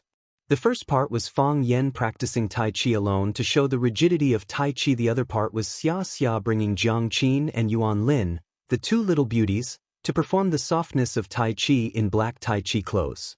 Two different scenes, maybe even two different space-time. Fang Yan's white clothes fluttered in the wind. He looked like an ancient Taiji youth. The scene of Tai Chi with Jiang Qin and Wang Lin would constantly switch, but it was a modern Tai Chi then. Hardness and gentleness complemented each other and the four of them began to fuse. Fang Yen stood at the edge of the cliff, the dragon head. Xianxia, Jiang Qin, and Wang Lin followed behind him and did the same thing. Their movements were neat and the scene was beautiful. Because it was already late when the crew went up the mountain, they first shot some scenes of Fang Yen practicing Tai Chi at the edge of the cliff in the mountain breeze and white fog. Then, using the same scene, Xianxia took Jiang Qin and Wang Lin up and also did a round of Tai Chi. Xianxia originally had a good foundation in Tai Chi, but it didn't have any actual combat effect. It was only for strengthening the body. Jiang Qin and Wang Lin were still very unfamiliar with Tai Chi. They just felt that Fang Yen was handsome and good-looking. In the past 2 days, Fang Yen gave them some simple training. They only needed to follow behind Xianxia or Fang Yen. Simply put, the two of them were two little flower vases in the MV. Everyone only needed to think that the two of them were good-looking. In the evening, the crew members settled in the Xia Hotel, which was the only quasi-5-star hotel on Xia Mountain. Last time, Fang Yen brought his students up the mountain for the night, but he didn't bring them to stay in such a hotel. Some students had strong self-esteem, so he had to carefully protect them. After dinner, Fang Yen and Xianxia drank tea and chatted in the Tingfeng tea house of the hotel. The Xia Hotel was built against the mountain, and the Tingfeng tea house was on the edge of the cliff. Sitting in the tea house and drinking tea, the dark Grand Canyon came into view. In autumn, the valley was full of red maple leaves, which made people feel relaxed and happy. But in winter, when there were no stars or moon in the sky, only the whistling of the wind could be heard. That was how the Tingfeng tea house got its name. Fang Yen was busy making tea. The golden poo, or tea soup, was very tempting. He said, "Do you want to replace Song Gu?" Xiaxia's eyes stayed on the hand that Fang Yen was using to make tea. He felt that the posture of Fang Yen making tea was very beautiful and skillful. She liked Wuxia culture and tea, but no matter how expensive the tea house was, how famous the tea made by the tea artist, she always felt that there was a lack of taste. Immortal taste. Yes, it was immortal taste. Pure heart and few desires, neither fast nor slow. No flattery, no flattery, no filth. This was immortal taste. Unfortunately, few people could do it. I knew Song Gu 10 years ago, and all my music videos were made by him. At that time, he was just a very talented young man. Xianxia explained softly. Later on, as his fame grew, people's nature also changed. Now he is the kind of person I don't like the most. If I don't stand up for you, he will insist on replacing you and then use his own people. Xianxia looked at Fang Yen and said, I can tolerate people around me making some small mistakes in the field of life, but I will never allow them to criticize my work. This is my work. He wanted to try to control you, so he used me as an experiment. In the end, you slapped him back. Fang Yen said with a smile. This slap is fierce enough.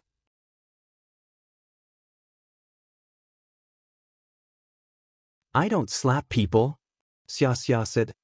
If he still doesn't know how to restrain himself, then cut off his hands and feet. Isn't this too domineering? Fang Yan's eyes widened. A scene appeared in his mind. Xianxia, with disheveled hair, was holding a kitchen knife and chopping off Song Ji's hands and feet. Then he stood there and laughed, letting Song Ge lie on the ground and scream miserably, "What are you thinking?" Xianxia said angrily. "I mean cut off his career line.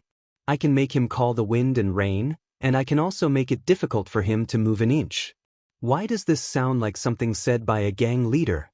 Xianxia sighed softly and said, "You don't know the darkness and dirtiness of the entertainment circle?" Fang Yan asked worriedly, "Will Jiang Qin and Yuan Lin be okay? If they can't resist the temptation, I can't do anything. But if someone wants to hurt them, I will cut off his hands and feet. This time, I will really cut off his hands and feet." Xianxia said coldly. "Those two little girls are quite lucky. With a big backer like you." Fang Yan said with a smile. "I'm not their backer. I'm their sister and friend. I want to take them with me to do something." Xianxia said, "Women can also change the world. Or rather, change the world's perception of us. I've always believed that." "I also believe that." Fang Yan said. "A woman's greatest dream was to promote Wuxia culture to the world, not to watch other people's culture invade." Fang Yan felt that this kind of woman was as great as him. Fang Yan raised his teacup and said, "A toast to you." "For what?" "For our noble sentiments." Fang Yan said. Xianxia laughed loudly and said, "Fang Yan, every time I chat with you, I'm very happy.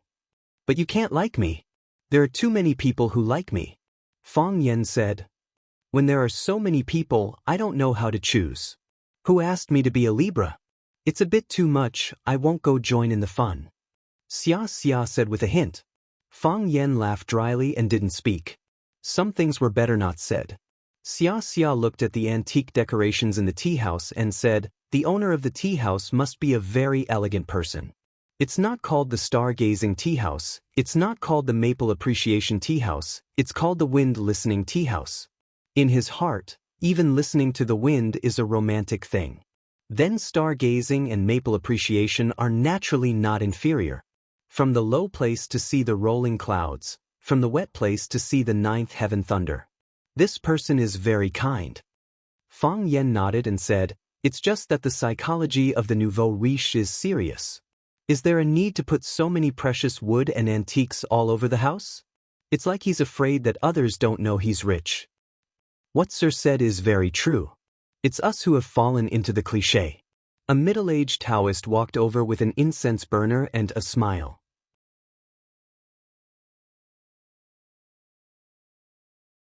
He walked to the table occupied by Fang Yan and Xianxia and stopped. He put the incense burner on the table and said, "Honored guests have come to visit. I'll give you a pot of tree incense. Please don't refuse." Fang Yan took a sniff. It was authentic ambergris. Moreover, the quality was higher than the ambergris he collected, and the smell was also pure. Fang Yan stared at the middle-aged Taoist warily and said, "Who are you? Why did you give us tree incense? You didn't poison it, did you?" Meeting by chance is also fate. Does Sir not believe in fate? Do you think I'm an idiot? Giving someone tens of thousands of yuan worth of ambergris incense when you meet by chance? Why didn't you give it to the two fatso in the corner? Why didn't you give it to the couple in the 30-degree position? Why did you give it to us? "Sir and I are fated," Fang Yan interrupted the Taoist and pointed at Xianxia. "You're not thinking of hitting on her, are you? I'm a monk, I don't get close to women. Then you want us to buy your amulet?" Fang Yan was extremely angry. "Every time I walk on the street, I'll meet monks wearing Taoist robes who pull me to buy amulets. They say that they're fated with me at first glance. Only a fool would believe that. Tell me, how much is your amulet worth? Seeing that you gave us tree incense, we're willing to be cheated by you this time. But let me make it clear in advance, I won't pay more than 100 yuan. The middle-aged Taoist's facial muscles twitched. His body swayed and looked like he was about to fall.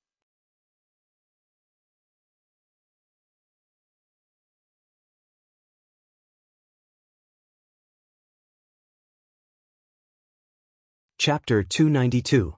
Tian Jizi felt very strange. According to his cultivation, it was impossible for him to have such a hysterical state. Was he going to suffer a heavenly tribulation? However, it was not enough to suffer a heavenly tribulation. If the white-browed monk suffered a heavenly tribulation, how could he not be punished by the heavens? That was because he was angry. Angry. The word angry had not been in Tianjizi's emotional world for many years. He had been cultivating all his life, calm and peaceful, and his thoughts were clear. He did not fight for anything, and rarely had conflicts with others. There were very few things in this world that could touch his spirit mirror Dao heart. He cultivated and nourished qi, but the qi he cultivated and nourished was qi activity. It was the body's nutrition and energy, and it was the driving force for him to seek the Dao and finally break through the void. Qi could cut hair and wash marrow, strengthen the body, and make people achieve immortality. However, angry, he tried hard to think about it, but he really forgot when and why he was angry last time. Why could this young man make him so angry when he opened his mouth? After thinking about it, Tianjizi's eyes instantly lit up. Dao fate. Because they were fated, he was able to break through his own heart. Otherwise, so many people could not break through, but he could make him lose control of his emotions? Tianjizi looked at Fang Yan with even more scorching eyes, which startled Fang Yan. He said, "You are not here to flirt with her, and you are not here to sell talismans. You want to flirt with me?" The smile on Tianjizi's face instantly froze. His mouth slanted and his eyes protruded, and his body trembled even more violently. He was sure that he was going to suffer a heavenly tribulation. Otherwise, why did he feel like he was being struck by lightning? However, didn't the long-eyebrowed monk say that when he encountered the heavenly tribulation, he would experience 9 divine thunders? Why did he only experience 5? Was it because his cultivation was too low, or that monks were more unlucky than Taoists? Xiaji held back his laughter, kicked Fang Yan under the low table, looked at Tianjizi and said, "What can I do for you, Jinren?" Tianjizi chanted the lousy Qingyo incantation several times, and with great difficulty, he suppressed the murderous intent in his heart. He bowed to Xiaxia with one hand and said, "This humble Daoist feels that I have fate with this little friend, so I came here to have a chat." Tianjizi looked at Fang Yan and said, "I'm not a lecherous person, nor am I someone who sells talismans for profit. I just want to have a chat with you. I don't have any evil intentions, nor do I have any malicious intent." Fang Yan looked at Tianjizi doubtfully and asked, "What do you want to talk to me about?" Tianjizi pointed to the chair next to the low table and said, "May I have a seat?" "Sit," Fang Yan said. He was a little curious about this Daoist priest. Tianjizi sat down on the side of the low table, looked at Fang Yan and asked, "Little friend, are you a martial artist?" "I know how to use Tai Chi," Fang Yan said. He looked at the Daoist priest's sitting posture and said, "From the outside, you don't seem to know any martial arts at all, but when you pulled out the chair, I felt a hidden movement in your qi, which made me wary. This chair is made of sour pear wood and weighs dozens of kilograms. You lifted it up as if you were grabbing a handful of cotton wool. It seems that you are also an expert." Xiaxia looked at the middle-aged Daoist priest doubtfully, thinking, this is also a martial arts expert? These days, there are experts everywhere. In the blink of an eye, several of them have slipped away from under your nose. The Daoist priest took the tea that Xiaxia poured for him and said with a smile, "I can't be considered an expert. I just used decades of martial arts to train my strength." "Well said." Fang Yan sincerely praised. "In the future, if others say that I'm an expert, can you lend me that sentence?" Tianjizi laughed and said, "You can take it. But I think that what you said just now, know how to use Tai Chi, is more effective. Experts who have the heart of Tai Chi, the number of Huaxias in Nuod can be counted on one's fingers. If this is only 2 hands of Tai Chi, what about the other practitioners?" Fang Yan's eyes became sharp and said, "You know me? I was lucky to be at the scene of the Battle of One Sword Peak." Tianjizi looked into Fang Yan's eyes and said. Fang Yan was shocked and said, "I didn't feel your existence." Not only Fang Yan didn't feel it, but the Ministry of War also didn't feel it. Because at that time, the Ministry of War said that there were only 3 people present who could fight with him. After this battle, he must visit them one by one. Fang Yan learned from Lei Feng's good example and helped him point out who the 3 experts were, but this middle-aged Daoist priest was not included. Many people thought that only those who were good at fighting were real warriors. Of course, this was not wrong. However, being good at hiding was also a unique skill. The enemy was already at your door, but you still didn't know he was there. Just thinking about it made people's scalps tingle and their backs turn cold. "My little friend, don't panic," Tianjizi said, waving his hand. "When I hide in the wind, I become the wind. When I hide in the forest, I become a tree, a flower, and a grass. When the wind comes, I move, and when insects come, I don't panic. They and I are one. My little friend, your heart of Tai Chi has reached a higher level, and even the birds are willing to play with you. Isn't it the same? There are 3,000 ways in the world, but in the end, they all lead to the same destination. There is no difference between you and me." Fang Yan's hostility toward this Daoist priest deepened.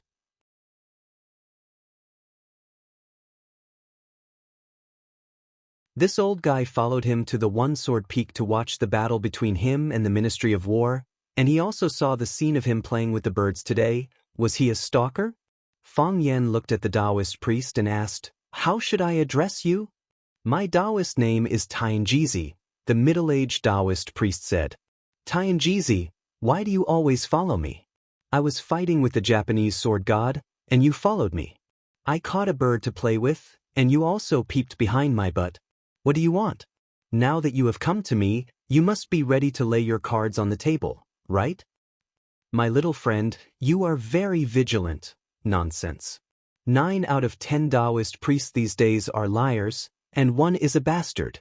He always grabs your hand and says that you will suffer a bloody disaster.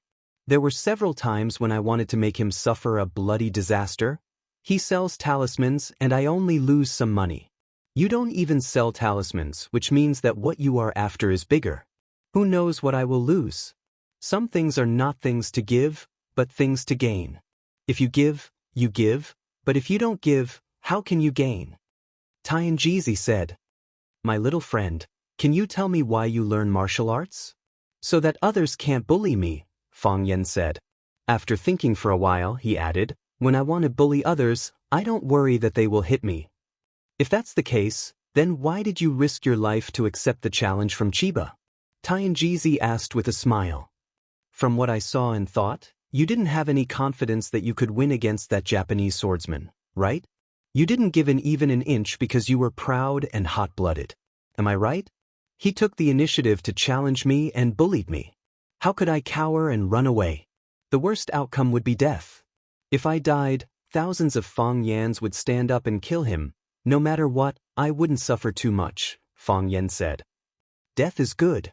In order to uphold the dignity of a martial artist and protect the orthodox martial arts of Wuxia, you were willing to fight to the death with the Japanese sword god even though you knew that you were not as strong as him. Just this alone makes you stand out among your peers. Actually, I thought of asking for help, but they didn't come. You are frank and direct, and you have the courage to admit to others that you are timid and cowardly. It's human nature to look for a solution when you encounter difficulties, but in the end, you relied on your own courage and ability to defeat your opponent. I am not timid and cowardly for a moment. I have always been timid and cowardly. Not only do I have that kind of thought, but I also put it into action. If I invited someone over, it would be him fighting the Japanese sword god, and I would be eating melon seeds and chatting on the side. You are a chivalrous person. Why did you purposely make yourself look so bad?"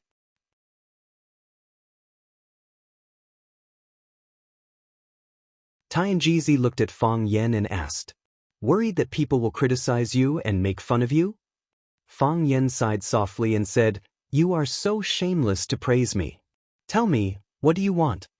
Tianjizi's expression was solemn, and his eyes were clear. His body was like a sleeping tiger or a coiled dragon, emitting a calm and peaceful aura. Ambergris smoke lingered in the air, and the faint fragrance was refreshing, making one's body completely relax and mind travel to the heavenly realm. This guy is good at showing off, Fang Yan thought. Tianjizi looked at Fang Yen and said in a compassionate tone, "The wind is strong, the tide is surging. The flood dragon totem, the fire phoenix nirvana. The dragon soul of Wuxia, the glory is inextinguishable. The spirit of martial arts, the sun and the moon shine together. Thieves and evildoers covet from all directions, we should rise up and fight against them, using our hearts to punish them." The ancients said, "Establish a heart for the heaven and earth, establish a life for the people, inherit the lost knowledge for the saints, and establish peace for the world. The revival of China, and the protection of the dragon soul, we have no other responsibility." Fang Yen was stunned by these majestic words, and said, "What should I do?" "Do you know the Tai Chi diagram?" "Tai Chi diagram?" Fang Yen nodded. It is said that it was passed down by the Song dynasty Taoist Chen Tuan, and its original name is the Wuji diagram.